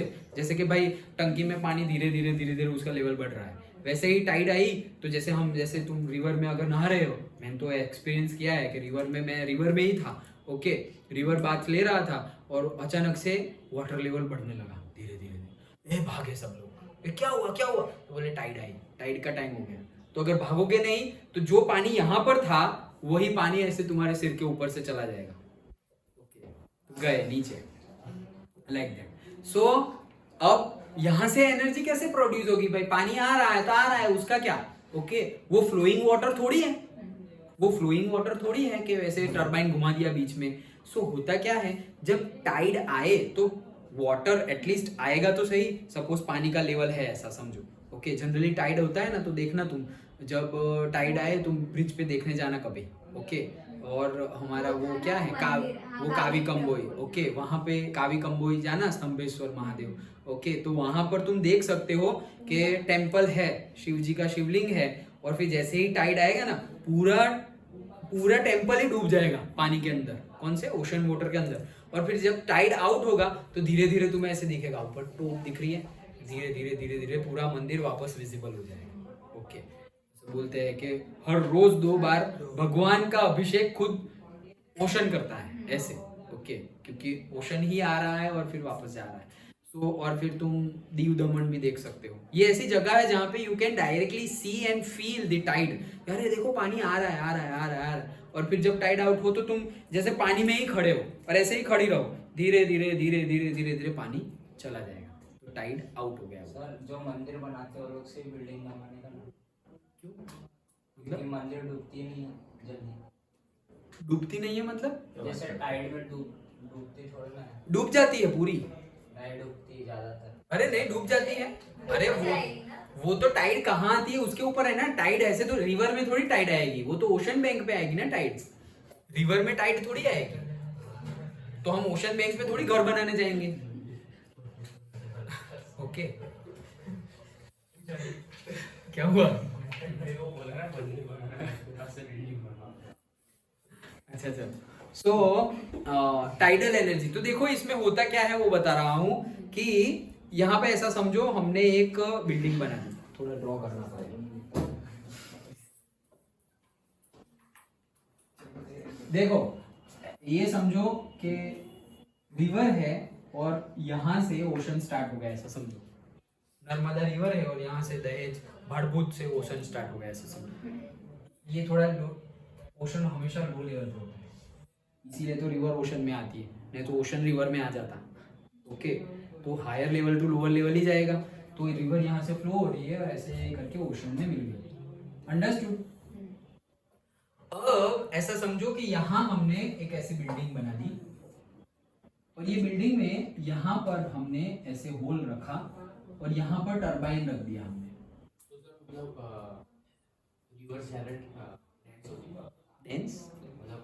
डेप्थ नहीं, डेप्थ तो कम होती है, ओशन की डेप्थ ज्यादा होती है। मैं तो हाइट की बात कर रहा हूँ, जमीन की लेवल की, कि भाई ये जो रिवर है ये हाइट पे बह रही है, तो पानी बहता कहाँ पे है? माउंटेन से ही नीचे आता है, नीचे से माउंटेन पे तो जाता नहीं, तो मतलब हायर हाइट से लोअर हाइट पे जाएगा। तो ये हायर हाइट है और फिर लोअर हाइट पे ऐसे ऐसे करके ओशन में आ जाएगा। हाँ हाँ हाँ, लेंथ, लैंड भी कम होगी। हाँ लैंड तो ऑब्वियसली कम होगी। इसलिए तो उसकी डेप्थ। ओके, समझ में आया? तो मैं क्या बोल रहा हूं कि यहाँ पे तुमने ऐसी एक बिल्डिंग, एक कंस्ट्रक्शन कर दिया और यहाँ पर टरबाइन रख दिया। अब टाइड इन है, टाइड इन है मतलब ये वाटर को मून की ग्रेविटी अट्रैक्ट करेगी, तो ये पानी सब ये साइड जा रहा है, धीरे धीरे करके, थोड़ा थोड़ा स्लो में जा रहा है बट जा रहा है। तो ये पानी ये साइड चला गया, कंटिन्यूअसली ये साइड पानी जा रहा है। मतलब कि फिर से बनाओ तो ऐसा समझो, ये ऐसे बनाया था, ओके, उसमें यहाँ से कंटिन्यूअसली वाटर इस साइड जा रहा है। ओके, कंटिन्यूअसली उस साइड वाटर जा रहा है, तो यहाँ पे टरबाइन रखा हुआ है, स्लोली तो स्लोली, लेकिन ये टरबाइन घूमेगा। डन। अब तुम्हें पता चल गया कि इतने बजे तक टाइड इन है, वो तो हम फोरकास्ट भी कर देते हैं, कैलेंडर में भी लिखा होता है कि आज का टाइड इन का, जैसे सनराइज सनसेट का टाइम होता है वैसे ही टाइड इन टाइड आउट। मंदिर जाओगे तो मंदिर भी देख अगर ये देखना है tide in and tide out, तो वो टाइमिंग गूगल करके जाना है, एटलीस्ट गूगल में भी मिल जाता है आज का टाइड इन का टाइम क्या है, एट दिस लोकेशन डालना पड़ेगा तुम्हें। तो तुम बोलोगे तो उस टाइम पे तुम जाओगे तो तुम्हें ये दर्शन होंगे कि ये देखो शिवलिंग पे पानी आया फिर पानी गया। ओके, अदरवाइज तुम जाओगे तो या तो डूबा हुआ मिलेगा टेम्पल, या तो फिर पानी है ही नहीं, दूर दूर पानी है, वैसे मिलेगा। ओके, लेकिन ये देखना है ट्रांसफॉर्मेशन, तो उसके लिए तुम्हें टाइम पे जाना पड़ेगा। तो जैसे ही ये टाइम रीच हुआ, अब मैं क्या करूंगा, ये टरबाइन घुमा था तो मतलब थोड़ी इलेक्ट्रिसिटी जनरेट हुई, अब मैंने इसको बंद कर दिया तो ये सारा पानी इस साइड स्टोर हो गया, पानी को वापस जाने ही नहीं दिया मैंने। आ रहा है आ रहा है आ रहा है, जब तक आ रहा है दरवाजा खुला और जैसे ही जाने का टाइम हुआ ऐसे दरवाजा बंद कर दिया, सारा पानी इस साइड स्टोर हो गया। समझ में आया? अब फिर से यही पानी को एक पर्टिकुलर पाइपलाइन थ्रू टरबाइन में से जाने दे रहा हूं, ये जाओ भाई तुम वापस। और पंप भी नहीं लगाना है, हाइट ज्यादा ही है ये साइड, तो रिवर साइड तो हाइट ज्यादा ही है, तो हायर हाइट से लोअर हाइट में ऑटोमेटिकली जाएगा, तो वहां से जाएगा तो अब टरबाइन वापस घूमेगा क्योंकि पानी जा रहा है। तो आने के साइड समय भी टरबाइन घुमा और जाने के समय भी टरबाइन घुमा और इलेक्ट्रिसिटी जनरेट हुई, इसी को बोलते हैं टाइडल एनर्जी। समझ में आया? समझने के लिए बता रहा हूँ, अदरवाइज तुम फिगर विगर ड्रॉ करनी नहीं है, बट कहने का मीनिंग है यही समझो कि ये हमने ऐसे ओपन कर दिया, टाइड इन है, ये साइड से देखो एयर वहां से यहाँ आ रही, भर गई भर गई भर गई, अब जाने का समय हुआ मुझे पता चल गया, मैंने बंद कर दिया, तो बीच में टरबाइन था तो टरबाइन घुमा, इलेक्ट्रिसिटी जनरेट हुई। अब जब मैं जाने दे रहा हूँ तब भी इलेक्ट्रिसिटी ये टरबाइन में से पास होके जाएगी और इलेक्ट्रिसिटी जनरेट होगी। अंडरस्टूड? समझ में आ गया?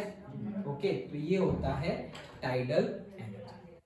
अंडरस्टूड? जैसे कि शायद तुम्हें पता हो, इसका यूज हम भी करने वाले हैं और भाड़भूत में ये ऑलमोस्ट कंप्लीट हो गया है ये प्रोजेक्ट, जिसको बोला जाता है भाड़भूत बैरेज योजना।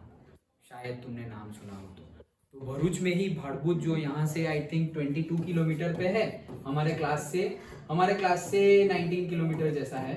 ओके, सो यहाँ से मतलब तुम जाओ तो 19 किलोमीटर पे भाड़भूत है। ओके, जहाँ पे भाड़ और भूत, ओके, तो भाड़भूत है, वहाँ पे एवरी 18 ईयर्स एक मेला लगता है, फेयर, हिस्ट्री में देखा था हमने। Okay, different types of fair, कई फेयर मेले। ओके, तो देखा था ना, एक टेबल था पूरा, जीएसईबी को भी है और तुम लोग, अरे हाँ मतलब जीएसईबी को ही है, करेक्ट। तुम्हारी हिस्ट्री में, तो तुम्हारी हिस्ट्री में था लेकिन 10th में नहीं है, पहले आ गया है, वो कब आया है I don't know, but 8th के 9th में। ओके, सो दैट इज सारे फेयर उसमें बताए हैं, टर्नेटर नुमेरो, फिर वो अभी उसमें तो एक तो क्या था, गॉड गधेड़ा नुमेरो, ऐसे भी था, हाँ यस, ओके, ऐसा नाम है। ओके, वो 10th में तो अभी भी है हिस्ट्री में, जीएसईबी में। ओके, हाँ तुम्हें लोगों को नहीं है। सो ये फेयर्स है, कई फेयर्स ऐसे है कि 18 ईयर में एक बार आते हैं, कई फेयर ऐसे है जो 12 ईयर में एक बार आते हैं, कई फेयर ऐसे है जो 4 साल में एक बार आते हैं। जैसे हम बोलते हैं कुंभ मेला, तो कुंभ मेला एक ही जगह पे 12 साल के बाद आता है, लेकिन अलग अलग जगह पे 4 साल में हो जाता है। मतलब एक जैसे नासिक है, नासिक में इस साल हुआ तो सपोज नेक्स्ट ईयर उज्जैन में 4 साल के बाद हो जाएगा, फिर नेक्स्ट ईयर प्रयागराज में उसके 4 साल बाद हो जाएगा, फिर हरिद्वार में उसके 4 साल बाद हो जाएगा, और फिर उसके 4 साल बाद वापस नासिक में हो जाएगा। तो नासिक में एक बार होने के वापस फिर से नासिक में होने के लिए 12 साल लगते हैं, लेकिन दूसरी जगह पे 4 साल के बाद हो जाता है। दैट इज कुंभ मेला, सबसे पूरे वर्ल्ड का सबसे बिगेस्ट गैदरिंग, पूरे वर्ल्ड का। वो ना कोई फीफा मैच में होता है और ना कोई क्रिकेट मैच में होता है। ओके, पूरे वर्ल्ड का सबसे बड़ा गैदरिंग। सोचो, उसके ऊपर तो डॉक्यूमेंट्री बनी हुई है, हिस्ट्री डिस्कवरी नेशनल जियोग्राफी पे देखना 10th के बाद, कि इतने ज्यादा millions and millions of people को एक साथ हैंडल करना, railway station, bus station, public transport, सब कुछ इतना ज्यादा, और पुलिस, ट्रैफिक, सब कुछ इतना ज्यादा मेंटेन करना, इट्स मतलब रिमार्केबल, मतलब कंपेयर ही नहीं किया जा सकता। इतने ज्यादा लोग एक साथ एक टाइम पे, लाइक दैट। सर कौन सा मेला? कुंभ मेला।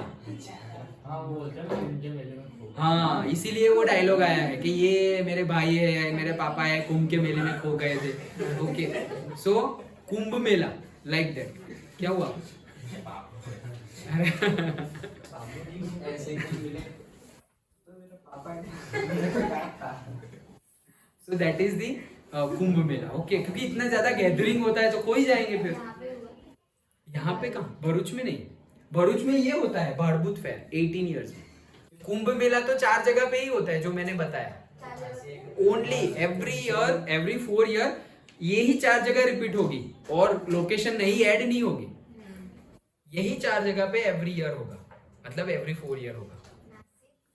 नासिक है, उज्जैन है, प्रयागराज मतलब काशी विश्वनाथ और हरिद्वार। सर ये भाड़भूत वाला मेला क्यों लगता है? वहां पे जो जैसे ये स्तंभेश्वर शिवलिंग है, ओके, वो जो पांडव है, ओके, महाभारत के बाद उन्होंने स्थापित किया था, महाभारत वॉर के बाद। और ये जो है भाड़भूत, वहां पे शिवलिंग किसी ने बनाया नहीं है। जैसे कि ये सारे शिवलिंग हम बोलते हैं कि कहीं ना कहीं पे बनाया है, लेकिन जो हमारे ज्योतिर्लिंग है, 12 ज्योतिर्लिंग, वो खुद प्रकट हुए हैं शिव जी। तो वैसे ही ये भाड़भूत है, वहां पे जो शिवलिंग है भारेश्वर महादेव, तो वो खुद प्रकट हुए हैं, इसीलिए वहां पे ये मेला लगता है, मतलब उसको सेलिब्रेट करते हैं ऐसे। मतलब ये 18 इयर्स का गैप दैट पर्टिकुलर जो वो नहीं, वो जो नक्षत्र होता है ना, जैसे कि पर्टिकुलर टाइम जो हमारे एस्ट्रोलॉजी में और उसमें ज्योतिष शास्त्र में बोलते हैं कि इस टाइम पे ये डेट, जैसे कि मैंने अभी सुना है कि जैसे कि तुम्हारी बर्थडे जो जो दिन हो, मतलब तुम्हारी बर्थडे सपोज ऐसा समझो कि 1 जनवरी को है 1/1, ओके, 1/1 और 2000 ऐसा समझो, 1/1/2000, तो उस दिन सपोज सैटरडे था ऐसा समझो, तो नेक्स्ट ईयर सैटरडे नहीं आएगा, कभी सैटरडे नहीं आएगा, लेकिन एवरी 18 ईयर 19 ईयर के बाद ये साइकिल रिपीट होती है। मतलब 18 और 19 साल बाद तुम्हारी बर्थडे वापस, एक एक तो चेंज होने वाला नहीं है, बट डे जो है, डे, वो डे सेम डे सैटरडे आएगा। तिथी प्रमाणे बर्थडे और वो हाँ, यस। तो वो जो पर्टिकुलर कैलेंडर है, ओके, वो कैलेंडर, वो नक्षत्र, वो जो ग्रह, सन का, मून का, उसके सैटेलाइट्स का, सबका जो लोकेशन है वो 18 साल के बाद वो लोकेशन बैठता है, इसीलिए ये टाइम पीरियड है 18 इयर्स का।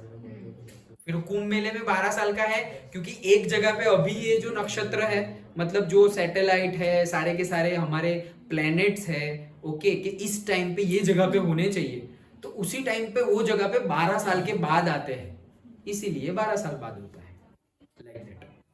सर एक क्वेश्चन था हम्म। सर, जैसे टाइडिंग होती है और मून की ग्रेविटी मतलब अर्थ की मतलब सिर्फ पानी जाता है, हाँ। सिर्फ पानी में ही खींचती है और कुछ नहीं खींचती। और तो किसको भाई, हम तो नहीं खींचे जाएंगे। जैसे रॉकेट भेजना है तो टाइडिंग के टाइम हाँ, यस, वो ध्यान देना पड़ेगा हमें कि रॉकेट भेज रहे हैं हम, सपोज कि मून के आसपास ही भेजते हैं, तो वाटर जितना वो खींच तो नहीं लेगी, बट हाँ मिनिमल तो मिनिमल इफेक्ट तो होगा उसका। जैसे हम है तो हम ऐसे नहीं बोल सकते टाइड इन का टाइड आउट का हमारे ऊपर इफेक्ट नहीं होता, होता है।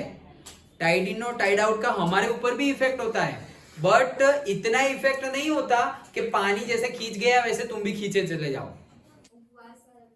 हाँ, उपवास वाला बताया था ना, एकादशी वाला भी, ओके, कि एवरी दैट पर्टिकुलर 15 डेज के बाद ही वो टाइम पीरियड बैठता है कि वो दिन अगर तुम भूखे रहे तो दैट इज गुड, इसीलिए फास्टिंग होता है।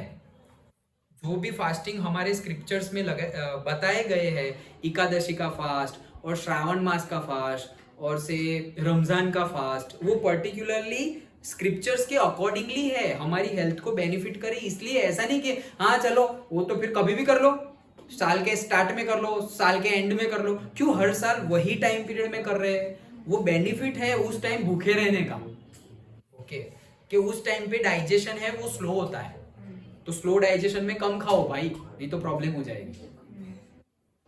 पर्टिकुलरली जैसे हम संक्रांति पे लड्डू खाते हैं, चीकी खाते हैं, ओके, वो गुड़ की बनी हुई, तो वो टाइम पे खाना हेल्दी है, क्योंकि ठंड वाला एटमॉस्फेयर होता है और वो गर्म होता है, गुड़ है, चिक्की है, तिल के लड्डू, ओके, तो वो खाना अच्छा होता है हेल्थ के लिए। तो जो हमारा फूड है वो भी नेचर के साथ इतना ज्यादा कंबाइंड है कि इसीलिए तो बोलते हैं कि हमेशा क्या खाना चाहिए, सीजनल खाना चाहिए। जैसे कि अब तो भाई मैंगो तो अभी तुम ढूंढोगे तो अभी भी मिल जाएगी, बट अभी खाना हेल्दी नहीं है, वो टाइम पीरियड में खाना ही हेल्दी है।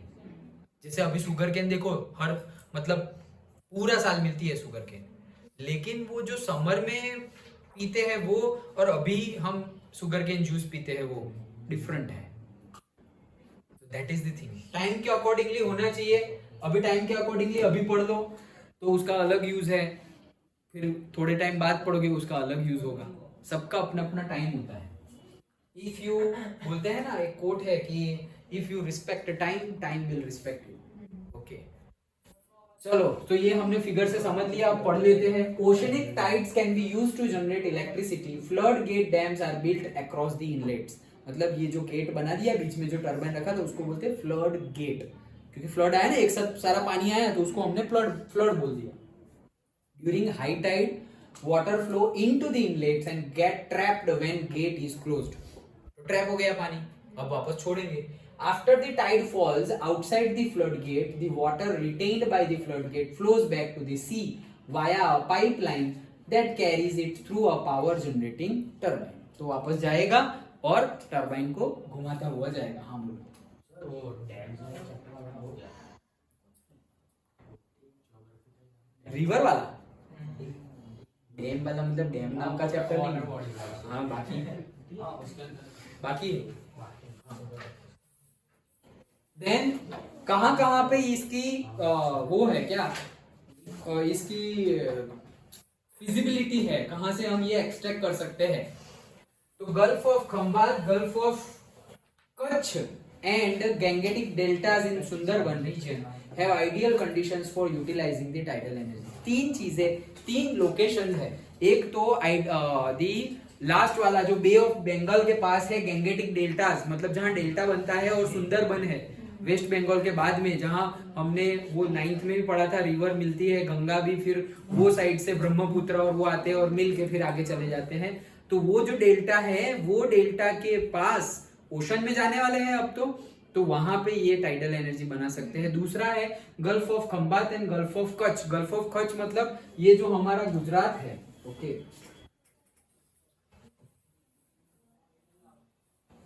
तो ये जो है, हम कहाँ पे है, यहाँ पे है भरूच, ओके। तो ये जो एरिया है ये है गल्फ ऑफ खंबात, और ये जो एरिया है ये है गल्फ ऑफ कच्छ। तो दैट पर्टिकुलर रीजन ये गल्फ ऑफ खंबात है, ओके। खंबात जगह का नाम है जहाँ की पतंगे भी बहुत फेमस है। ये जो अभी संक्रांति पे आएगी पतंग, तो वो वहां से लाते हैं, खंबत से, ओके। तो जगह का नाम है खंबात, ओके। वहाँ पे पर्टिकुलरली अदर इंडस्ट्रीज भी है, जैसे कि हमारी ये जो ओएनजीसी है, वो ओएनजीसी का भी प्लांट है, ऑयल रिफाइनरीज, छोटे लेवल पे, ओके। वहाँ पर भी बहुत ज्यादा ऑयल मिला है पास्ट में।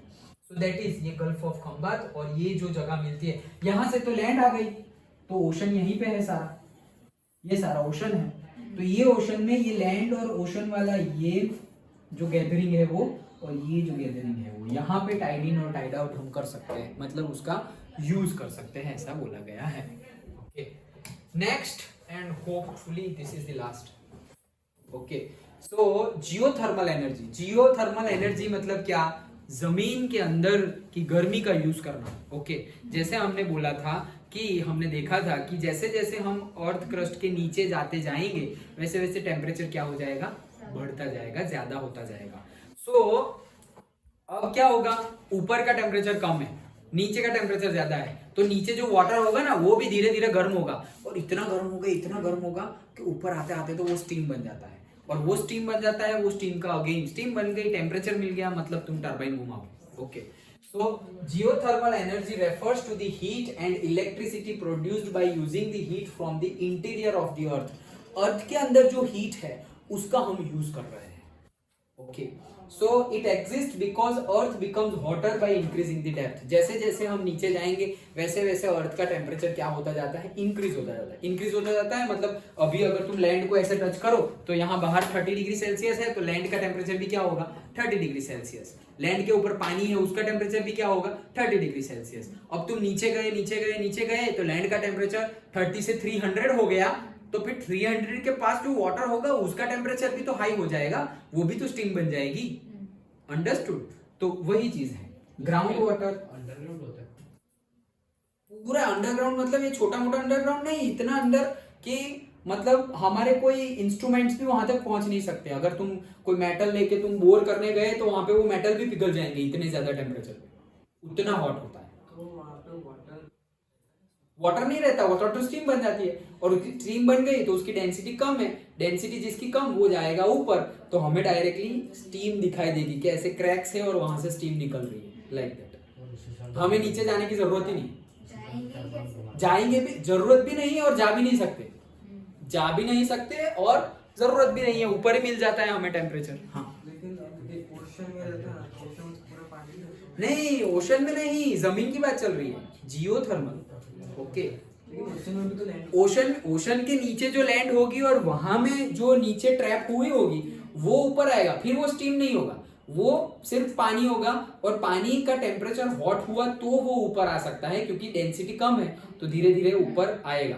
लेकिन इतनी डेंसिटी भी कम नहीं होगी, मतलब अगर नॉर्मल टेम्परेचर है तो पानी hot as a hot water वहां पे स्टोर्ड रहेगा, उसका यूज हम नहीं कर सकते, क्योंकि उसका यूज करने के लिए तुम्हें पूरा ओशन चीर के जाना पड़ेगा। कितने किलोमीटर का ओशन, मतलब पूरे पानी में तुम्हें घुसना पड़ेगा, उसके बाद जमीन स्टार्ट होगी वापस ओशन के बाद। So that we are not using, क्योंकि उतने नीचे चलो जा तो सकते हैं वहां पर भी, लेकिन नहीं जाते। क्यों? ऊपर कैसे आएंगे? ये बात तो है, ऊपर नहीं, ऊपर आते आते ही गए। ओके, और इतने नीचे तुम जाओगे, इतने नीचे तुम जाओगे तो ऑक्सीजन कैरी करके जाना पड़ेगा भाई। तो इतने नीचे ऑक्सीजन कैसे कैरी करके जाएंगे? वो होता है ना सर। हाँ, बट वो सिलेंडर कब तक चलेगा? ओके, सोचो, वो जो सिलेंडर है वो तुम नीचे गए वहां तक, तो तुम ओशन के आधे पे भी नहीं पहुंचे, हाफ पे भी नहीं पहुंचे, तुम्हें तो सिर्फ नीचे तक जाना है। सर 2 लीटर है तो अरे 2 क्या, 200 लेके जाओ, 200 लेके जाओ, तो उसके वेट से ही पहले तो तुम नीचे चले गए। सर पाइपलाइन और उसके बाद चलो ज्यादा से ज्यादा कितना टाइम तुम रह पाओगे? एक्चुअली ये सब फिजिबल नहीं है। क्यों? क्योंकि तुम वहां जाके भले ही 200 ले गए, नीचे चले गए, अब सोचोगे कि तुम 2 घंटे वहां रुकोगे, लेकिन नहीं रुक सकते। क्यों? वाटर का प्रेशर हम नहीं एब्सॉर्ब कर सकते। टेम्परेचर तो तुमने मेंटेन कर लिया, ऑक्सीजन भी ले आए, लेकिन इतने ज्यादा प्रेशर पे तुम कोई सबमरीन के अंदर होगे ना तो सबमरीन भी फट जाएगी। तुम सबमरीन के अंदर होगे ना तो इतना प्रेशर सबमरीन विथस्टैंड नहीं कर सकती, तो तुम जाओगे कैसे नीचे? कभी स्कूबा डाइव करना, 10 मीटर नीचे जाएंगे तब कान में से खून निकलने लगेगा। 10 to मेरे कान में से तो निकला नहीं, but I have experienced. Okay, 2 times, और 2 टाइम्स में भी पहले टाइम पे तो फियरलेस होके घुस गया, दूसरे टाइम तो डर ही इतना लगा कि इतने नीचे गया ही नहीं। गया था नीचे, बट नॉट, पहले टाइम पे तो 30 मीटर तक नीचे ले जाते थे, 30 मीटर। के साथ कोई हाँ, वो गाइड होंगे, क्योंकि हमें जो वो सूट पहनाएंगे वो सूट हमें प्रैक्टिस होगी तो आएगा, अदरवाइज वो ऑपरेट करना नहीं आएगा। पानी के अंदर तुम्हें ब्रीथ करना है। ओके, वो ब्रीथ करना है, मतलब वो सिलेंडर में से उसकी मेथड डिफरेंट है। क्यों? वो नोज से ब्रीथ नहीं करना है, मुंह से करना है। तो नोज पे तो मास्क आ जाएगा, ऐसे बंद हो जाएगा, तो ऐसे ही करना है। तो ये प्रैक्टिस तो हमें होती नहीं, तो ऐसे करता रहना पड़ेगा, तब जाके हम प्रैक्टिस से होगा, अदरवाइज तो कोई जा ही नहीं सकता। मतलब मेजरली केस अगर 10 लोग स्कूबा डाइव करने जा रहे हैं तो उसमें से सक्सेसफुली 2-3 लोग करते हैं, बाकी सब तो थोड़ा जाके ही ऊपर आ जाते हैं और बोल देते हैं स्कूबा डाइव किया। ये अंदर की बात बता रहा हूँ।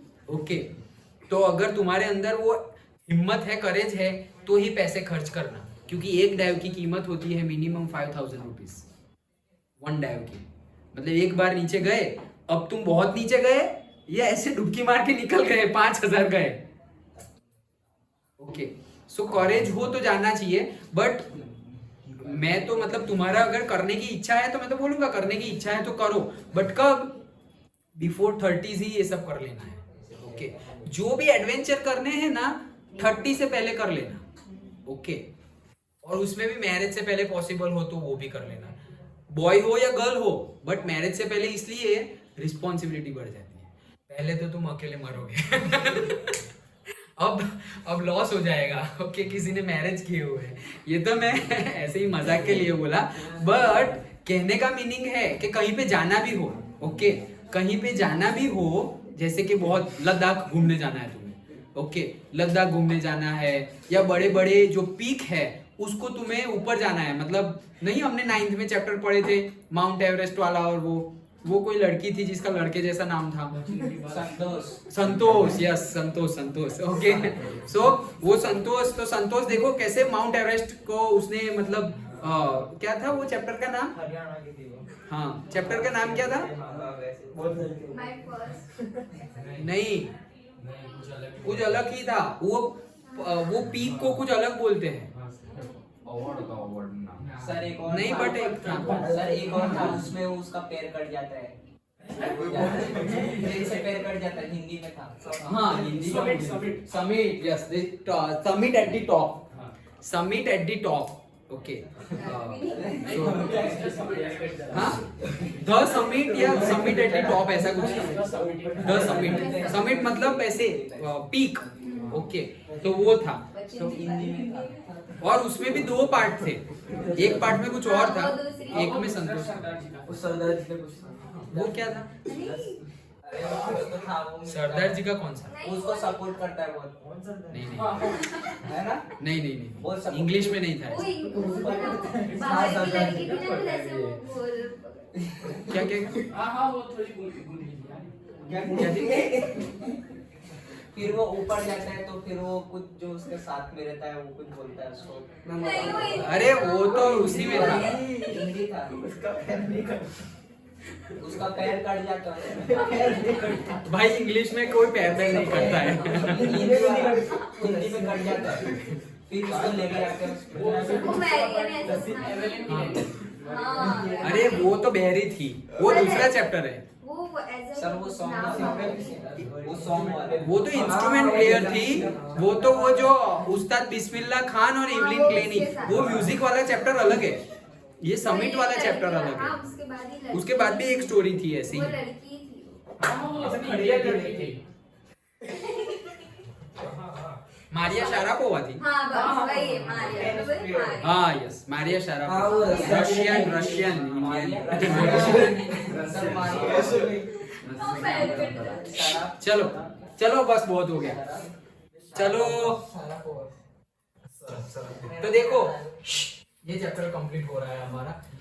इट एग्जिस्ट बिकॉज देखो ground water at such regions absorb the heat from the rocks and becomes hot. क्योंकि रॉक हॉट है तो ग्राउंड वाटर भी क्या हो जाएगा?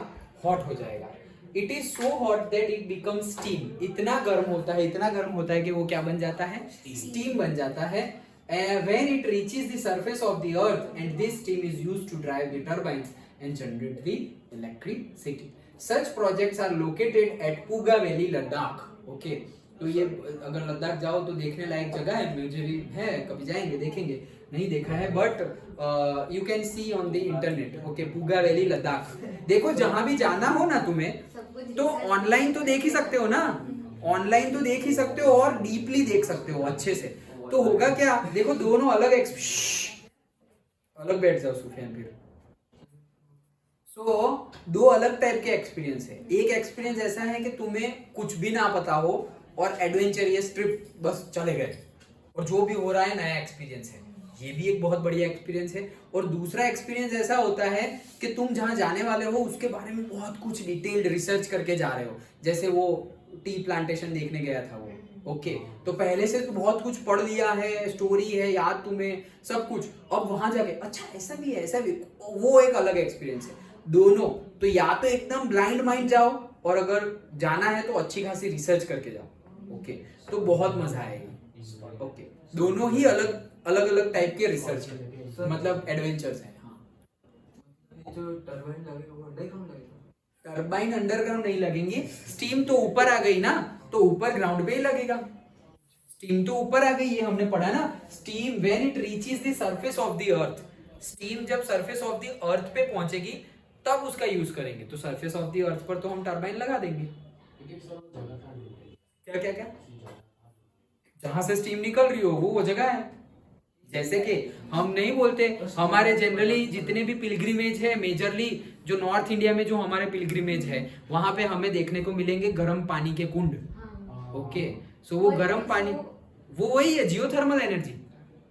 वो तो पॉइंट आपने में तो बोला कि नीचे से आता है वो स्टीम बन गया. हाँ, बट स्टीम ही है. लेकिन ऐसा समझो ऊपर बारिश का पानी है.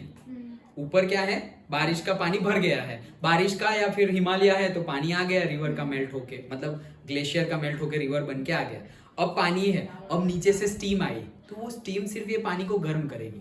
तो हमें ऐसा लगता है गर्म पानी नीचे से ऊपर आ रहा है. गर्म पानी नीचे से ऊपर नहीं आ रहा, पानी वहीं पे है, नीचे से स्टीम आ रही है और स्टीम और पानी मिक्स होके हमें गर्म पानी मिल रहा है. हाँ यस. ओके, सो मनाली, शिमला, फिर चार धाम हम लास्ट ईयर गए थे तो चार धाम में भी सब जगह पे है. गंगोत्री में भी सोचो इतनी हाइट पर, इसे हिमालय, इतना कम टेम्परेचर और वहां से पूरा माउंटेन ची अर्थ का लेवल नीचे है मतलब इतनी बड़ी हाइट 10,000 फीट की हाइट पर, ओके 10,000 फीट, उतना हाइट मतलब ग्राउंड, और ग्राउंड से 10,000 फीट, तो सोचो वो वाटर नीचे कितना होगा, कितना नीचे होगा वो नीचे से हॉट बना, हॉट होके स्टीम बना, स्टीम में से पूरा ग्राउंड तो चीर के आ गया, और फिर पूरा माउंटेन है हिमालय में वो भी क्रॉस करके ऊपर तक आया, वो 10,000 फीट तक आया, ग्राउंड लेवल से 10,000 फीट, ग्राउंड के नीचे भी कितना क्रॉस करके आया वो स्टीम, क्यों, क्योंकि स्टीम है, यहां से हम जैसे कि कर दोगे तो वो तो एटमॉस्फेयर पे एकदम टॉप पे चली जाएगी, स्टीम जो होगी वो डेंसिटी कम हो गई है वाटर की, तो वो तो ऊपर चला जाएगा। तो ये देखो यहाँ तो ओपन है इसलिए इतना ज्यादा है, लेकिन यहाँ तो माउंटेन पूरा सॉलिड है, जमीन सॉइल सॉलिड है, वो क्रॉस करके स्टीम आ रही है। तो ये जो गर्म पानी के कुंड यहाँ सूरत के पास भी पहले थे, बट अब वो नहीं है। अब हम बोलेंगे अब वो नहीं है मतलब क्या, तो पहले जो वाटर था उसमें हमेशा मेकअप सपोज होता रहता है, जैसे मैंने बताया रिवर का पानी या तो फिर रिवर रेन वाटर वो भर गया, अब नीचे से स्टीम आती है और स्टीम और वो मिक्सअप हो जाता है और हमें गर्म पानी। बट सोचो ये एक नेचर का कैसे मतलब एक तुम मैजिक ही बोल सकते हो, इतने माइनस डिग्री सेल्सियस में टेम्परेचर है और वहां पे स्टीम आ रही है नीचे से इतना क्रॉस करके। ओके, दैट्स व्हाई वो लोकेशन का भी इंपॉर्टेंस है, इसीलिए लोकेशन का भी इतना ज्यादा इंपॉर्टेंस है। सोचो कि पिलग्रिमेज के पास ही ये सब ज्यादा है, ऐसा तो नहीं है कि पिलग्रिमेज उसको देख के बनाए, जब आए तब तो वो सब नहीं था, बट सोचो पिलग्रिमेज के पास ही ये सब चीजें हैं। हरिद्वार में तो इतना ही मिलेगा, बट हरिद्वार से ऊपर जाओगे जैसे जैसे हिमाचल प्रदेश में, उत्तराखंड में, हिमाचल प्रदेश में नहीं उत्तराखंड में, तो हिमाचल प्रदेश में भी बहुत सारे हैं, उत्तराखंड में भी है, मतलब कि जो हमारी शिवालिक रेंज है पूरी, तो वो जितने भी स्टेट्स कनेक्टेड है, ओके, हिमाचल प्रदेश, उत्तराखंड, जम्मू कश्मीर, तो वो सब जगह पे ऐसे पॉइंट्स हैं। सो सच प्रोजेक्ट्स कहाँ पे है? लद्दाख, देखो कितना ऊपर, वहां पे भी है पूगा वैली, और इतना स्टीम निकल रहा है कि प्रोजेक्ट है भाई, स्टीम टरबाइन वहां से घुमा रहे, इतना स्टीम निकल रहा है। तो लद्दाख पूगा वैली, अब तुम देखोगे अरे जमीन में से धुआं निकल रहा है, ये धुआं नहीं है स्टीम है, तो इसका हम यूटिलाइजेशन कर सकते हैं। Okay, then Parvati valley, Himachal Pradesh, तो हिमाचल प्रदेश में ये जगह है पार्वती वैली, वहां पर भी ऐसे प्रोजेक्ट्स है जियोथर्मल एनर्जी। अंडरस्टूड? तो इसी के साथ हमारा मिनरल्स एंड एनर्जी रिसोर्सेज वाला चैप्टर कंप्लीट होता है। समझ में आया? ये क्या है? बाकी है सर एक। बाकी है? हाँ। अच्छा, नहीं क्या है, क्या बाकी है बुक में? कंजर्वेशन होगा शायद, हाँ वही बात। कंजर्वेशन ही है ना, लाओ डिस्कस करते हैं। हाँ, सो जियोथर्मल एनर्जी। अब नेक्स्ट है कंजर्वेशन ऑफ एनर्जी रिसोर्सेज। तो जैसे मैंने बताया था इससे पहले कि कंजर्वेशन ऑफ मिनरल्स वाला क्वेश्चन बहुत बार पूछा गया है, वैसे ही कंजर्वेशन ऑफ एनर्जी रिसोर्स वाला क्वेश्चन भी PYQ है, मतलब पहले प्रीवियस ईयर में पूछा गया है ऑलरेडी। सो देखो, energy is a basic requirement for economic development. Okay, यहाँ पे कोई कन्वर्सेशन की बात नहीं है। Every sector of a national economy, agriculture, industry and transport, commercial and domestic needs of inputs of energy, मतलब कह रहे हैं कि सभी लेवल पे एनर्जी का रिक्वायरमेंट तो है ही। The economic development plans implemented since independence necessarily required increasing amounts of energy to remain operational, मतलब कि जो इकोनॉमिक डेवलपमेंट हमारा हुआ है इंडिपेंडेंस से लेकर के आज तक, वो किसके ऊपर डिपेंडेंट है कि हमने कितना एनर्जी यूज किया है, उसके ऊपर डिपेंडेंट है। और वो सब वर्क करते रहने के लिए हमें ज्यादा से ज्यादा एनर्जी की रिक्वायरमेंट है। As a result consumption of energy in all forms has been steadily rising all over the country, मतलब जितने भी कन्वेंशनल, नॉन कन्वेंशनल, कोई भी फॉर्म हो, लेकिन हमने एक या दूसरे वे में एनर्जी का कंजम्पशन बढ़ाया है। जैसे हमने अभी एक लाइन पढ़ी कि जितने electrical energy consumption is an index, कि जितना ज्यादा इलेक्ट्रिकल पर कैपिटल इलेक्ट्रिकल एनर्जी का कंजम्पशन हो पर कैपिटल, उतना ही ज्यादा ग्रोथ होता है, उतनी ही ज्यादा डेवलप्ड कंट्री मानी जाती है। तो कंट्री की डेवलपमेंट का ये electrical energy per capital electrical energy consumption एक इंडेक्स है। ओके, जैसे हमने वो सिविक्स और उसमें देखा था HDI, human development index and all. Okay, so वैसा ही एक इंडेक्स है कि भाई पर कैपिटल इनकम, कि भाई जो जो कंट्री में पर कैपिटल इनकम ज्यादा हो, मतलब उसकी डेवलपमेंट अच्छी है। वैसे तो यहाँ पे कंजर्वेशन की कोई बात नहीं है, इंपॉर्टेंस बताई गई है। तो तुम कंजर्वेशन ऑफ एनर्जी की शॉर्ट नोट पूछे तो इसमें से कोई पॉइंट लिखना नहीं है। In this background, there is an urgent need to develop a sustainable path of energy development. तो मैंने जैसे बताया कि वो इसमें से कोई पॉइंट नहीं लिखना, लेकिन 2 पॉइंट है, जैसे हमने लास्ट लेक्चर में बात की थी, वहां पर भी सेम पॉइंट था कंजर्वेशन, बट 2 पॉइंट थे। क्या क्या? एक तो नीड और दूसरा मेथड्स टू कंजर्वेशन। तो ये सब नीड में लिख सकते हो तुम। नीड क्या है? यही सब नीड है भाई, स्टार्टिंग से लेकर के अब तक हम एक या दूसरे फॉर्म में एनर्जी का कंजम्पशन करते रहे। एग्रीकल्चर और से इंडस्ट्रियल और टर्शरी सेक्टर, कोई भी सेक्टर हो, सभी सेक्टर में एनर्जी से बिना कोई काम चलेगा नहीं। तो वो सब तुम नीड में लिख सकते हो। Okay, promotion of energy conservation and increased use of renewable energy resources are twin planks of sustainable energy। मतलब क्या कि हमें प्रमोशन ऑफ एनर्जी कंजर्वेशन, मतलब हमें एनर्जी का कंजर्वेशन करना है, क्योंकि जितना ज्यादा करेंगे उतना ज्यादा डेवलप्ड करेंगे हम, तो वो तो करना ही है, लेकिन साथ साथ में increased use of renewable energy resources. Energy का यूज ज्यादा करो, लेकिन उसमें भी कौन सा ज्यादा करो? रिन्यूएबल का ज्यादा यूज करो, सो दैट हम अच्छा डेवलप कर सकेंगे। तो ये सस्टेनेबल एनर्जी का एक ट्विन प्लैंक्स, मतलब के एक ही दी 2 शेड्स ऑफ कॉइन जैसा, 2 साइड ऑफ द कॉइन जैसा है। India is presently one of the least energy efficient countries in the world. Low, okay, India is presently one of the least, सबसे कम, last में आते हैं हम, लास्ट टेबल के last में आते हैं, energy efficient countries in the world. मतलब जो एनर्जी एफिशिएंट कंट्री है, मतलब जो बहुत ज्यादा एनर्जी प्रोड्यूस करती है, प्रोड्यूस करेगी तो ही तो कंज्यूम करेगी। ओके, तो बहुत ज्यादा एनर्जी, जो मतलब एनर्जी कंजम्पशन के बेस पे जो डेटा निकाला जाए, उसके वो सारी कंट्रीज का लिस्ट है, उसमें हम लास्ट में आते हैं। Okay, we have to adopt cautious cautious approach for the judicious use of our limited energy resources. इसीलिए हमें एक कॉशियस, मतलब कि कॉन्शियस, ओके, जिससे कि कोई प्रॉब्लम ना हो वैसा, और जुडिशियस मतलब जैसे कि वो जो सही हो, सही वाला यूज। खत्म हो गया बैटरी। ओके, सो जो सही हो वैसा वाला यूज करना चाहिए। ओके, ऐसा नहीं कि ऐसे ही यूज करे कोई भी, कितना भी हो। Okay, so for that, for example, as concerned citizens, we can do our bit by using public transport system instead of an individual vehicles। तो कंजर्वेशन के लिए क्या कर सकते हैं हम? जैसे कि भाई हमारे सबके पास बाइक है, सबके पास कार है, फिर भी जहां पर तुम पब्लिक ट्रांसपोर्ट का यूज कर सकते हो वहां पे पब्लिक ट्रांसपोर्ट का यूज करो। जैसे कि अब तो एक फैशन और स्टाइल जैसा हो गया है कि भाई यहाँ से कहीं पे जाना है, अरे ऑटो में कौन जाएगा, अरे बाइक लेके ही जाते हैं ना, हमारे पास बाइक तो है। बाइक का पेट्रोल कितना महंगा है। ओके, कार है तो कार में पेट्रोल, डीजल, सीएनजी कितना महंगा है। But at the same time अगर तुम पब्लिक ट्रांसपोर्ट का यूज कर रहे हो, जैसे कि तुम यहाँ से सूरत जाना है तो तुम सोचोगे बाइक लेके चले गए, तो जितने में तुम जाओगे और आओगे ना, वैसा तो तुम 10 बार जाओगे उतना होगा पब्लिक ट्रांसपोर्ट में, चार्जेस कम होंगे। रेलवे की टिकट देखो कितने रुपीस की होती है, वो भी लोकल ट्रेन में जाओ तो खत्म, 20-30 रुपीज में तो तुम सूरत पहुंच जाओगे। सोचो, लोकल ट्रेन में। ओके, और बस में गए तो, और वो भी जीएसबी की, जीएसबी बोल रहा हूँ, जीएसआरटीसी की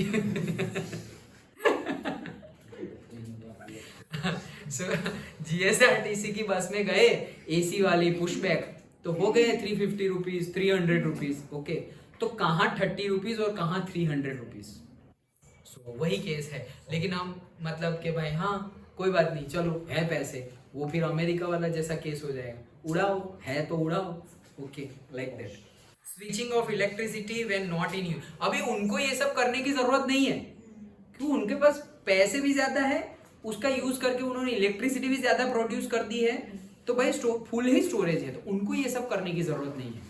तो शायद वो लोग यहाँ आएंगे ना तो फुकट के खर्चे करेंगे। जैसे कि वो लोग को छोड़ो, हमारे जो इंडियन है जो यहाँ से वहां पढ़ने के लिए या जॉब करने के लिए, कुछ भी करने के लिए गए हैं, 10 साल, 20 साल, 15 साल के बाद ऐसी जो डेवलप्ड कंट्री है वहां से अगर वापस इंडिया आए ना तो ऐसे पैसे उड़ाएंगे। ओके, क्यों? उनको ऐसी हैबिट है। अब यहाँ ही नहीं ऐसे भाई ये रूम में फैन चल रहा है, टीवी चल रहा है और वो बंदा बाहर है। ओके, सब कुछ ऑन है यहाँ पे, एसी चल रहा है, फैन चल रहा है, टीवी चल रहा है और वो बंदा बाहर है और लैपटॉप भी चल रहा है। क्योंकि कभी काम करना पड़े तो, ऐसा नहीं काम करना है, काम करना पड़े तो कौन शट डाउन करेगा, कौन वापस ओपन करेगा? ओपन ही रहने दो ऐसे, क्या प्रॉब्लम है? कोई प्रॉब्लम नहीं है, पैसे है ना तो इलेक्ट्रिसिटी बिल तो भर देंगे। अरे इंस्ट्रूमेंट बिगड़ जाएगा तो नया ले आएंगे, पैसे ही पैसे हैं, लाइक दैट। ओके, तो वो लोग अगर यहाँ आएंगे, जनरली बात कर रहा हूँ, सब लोग नहीं, कॉन्शियस होंगे वो लोग तो नहीं, बट जनरली एक मेंटालिटी ऐसी हो जाती है कि भाई हम बहुत अर्न कर रहे हैं, जैसे वहां अर्न कर रहे हैं बहुत। ओके, तो यहाँ आके इतने का ही है, अरे एक क्या दो ले लो यार तुम। ओके, और वहां एक अभी नहीं लेना, वहां वो जैसे हम यहाँ जैसे हम देखते हैं, पैसे देखते हैं कि भाई ज्यादा नहीं है, कम है, बार्गेनिंग करते हैं, वैसे वो लोग वहां भी बार्गेनिंग करते हैं। बट वही हमारे ही लोग वहां जाके यहाँ आएंगे तो बार्गेन क्या रहे अबे, वहां तो इतना महंगा मिलता है, यहाँ तो एटलीस्ट सस्ता है। अरे फॉरेन की बात छोड़ो, मेरे फ्रेंड्स जब बैंगलोर से आते हैं तो यहाँ पे स्पेशल चाय पीने के लिए दूर दूर जाते हैं, करजन जाते हैं, बोलो चाय पीने के लिए, मतलब यहाँ से 40 किलोमीटर, क्या करने के लिए? चाय पीने के लिए। 40 किलोमीटर खुद की 4 व्हील में चाय पीने के लिए जाते हैं, स्पेशल नाश्ता करने के लिए, मतलब उठे और ब्रेकफास्ट करना है तो 4 व्हील लेके गए, 20-30 रुपीज का वो सेव उसड़ खाने। सोचो 4 व्हील इतना दूर, और क्यों दूर? नजदीक मिल रहा होगा तो भी नहीं, वहीं जाएंगे। ओके, क्यों पैसा? अब मैंने ऐसा मेरे दोस्त को ऐसे ही मजाक में बोल दिया, अरे भाई इतने क्यों उड़ा रहा है? बोले यही चीज अगर मुझे बैंगलोर में खानी हो ना तो उसके लिए मुझे 200 स्पेंड करने पड़ेंगे, तो यहाँ तो मेरा 50-70 में ही कंप्लीट हो रहा है, तो I am okay with it. ऐसे क्योंकि उन लोग ने वहां तो बोले कि अगर यही सेव उसड़ मुझे वहां खाना हो तो मुझे कितने स्पेंड करने पड़ेंगे? 200 रुपीज स्पेंड करने पड़ेंगे, वो जगह पे जाने के लिए, कैब बुलाने के लिए, या वहां का पेट्रोल, सब कुछ, टैक्स वैक्स सब महंगा। ओके, तो वहां उनको वहां तो ज्यादा स्पेंड करने पड़ते, इससे अच्छा यहाँ तो कम ही है ना, तो ना बार्गेन करेंगे ना कुछ करेंगे, डायरेक्टली कर लेंगे। सो दैट इज द थिंग। लेकिन हमें ये सब करना पड़ेगा, तो switching off the electricity when not in use, नहीं वैसा केस नहीं है। चलो, सो यूजिंग पावर सेविंग डिवाइसेस, सस्ता नहीं महंगा ही मिलता है। ओके, हमारी जो लिविंग कॉस्ट है वो लिविंग कॉस्ट से बहुत ज्यादा है, इसीलिए तो लोग वहां सैलरी भी ज्यादा होता है।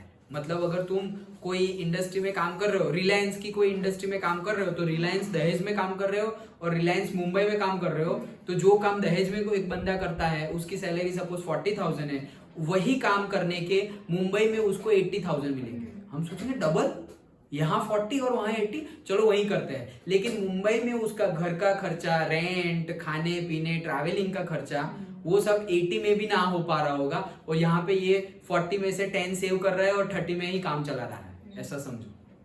सो हमें लगेगा यार इसका तो कितना कम है, कम नहीं है, उससे ज्यादा, और उससे मतलब ज्यादा ही अर्न कर रहा है, ऐसा ही बोल सकते हैं हम। क्यों? क्योंकि ये 10,000 पर मंथ सेव कर रहा है, उसके तो सारे चले जा रहे हैं, और खाने पीने में कोई ऐसा कंजूसी नहीं, जैसे वो जीता है उससे अच्छे में जीता है। सो हर बार हमें वैल्यू नहीं देखनी कि भाई सैलरी कितना है, नहीं, सैलरी के साथ साथ बहुत कुछ दूसरी चीज देखनी होती है, जो जनरली यहीं पे लोग गड़बड़ी कर देते हैं कि यहाँ जाएंगे सैलरी बढ़ जाएगा, लेकिन उसके सामने तुम्हें कौन कौन से बलिदान देने पड़ेंगे, सेक्रीफाइस देने पड़ेंगे, वो भी सोचना पड़ेगा साथ साथ में। नहीं तो सब चीज की मनी रिलेटेड वैल्यू हम नहीं निकाल सकते। Okay, that is the thing. So using power saving devices use करो। Using non conventional sources of energy, तो हमें नॉन कन्वेंशनल, ये सारे कंजर्वेशन की मेथड्स है, लास्ट पैरा में जो है वो।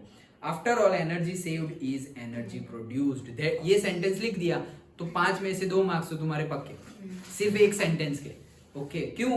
क्योंकि उसको पता चल गया कि भाई तुम समझे भी हो और तुम्हें पता भी है कि कौन सा चीज इंपॉर्टेंट है, तो लिख दिया है यहाँ पर आफ्टर ऑल, और वो भी इन्वर्टेड कोमा में लिखा हुआ है, energy saved is energy produce. मतलब कि आज मैंने एनर्जी, ऐसा समझो कि आज मैंने लाइट बिल एक पर्टिकुलर मंथ में हमने एनर्जी सेव की और कम इलेक्ट्रिकल एनर्जी का यूज किया, तो मतलब हर मंथ सपोज 1000 रुपीज बिल आ रहा है, तो इस मंथ 500 है, तो 500 रुपए बच गए। 500 रुपए बच गए तो कहाँ से बचे भाई? ऐसा समझो कि एक तुम्हारी सैलरी है, ओके। इसीलिए कि energy saved is energy produced.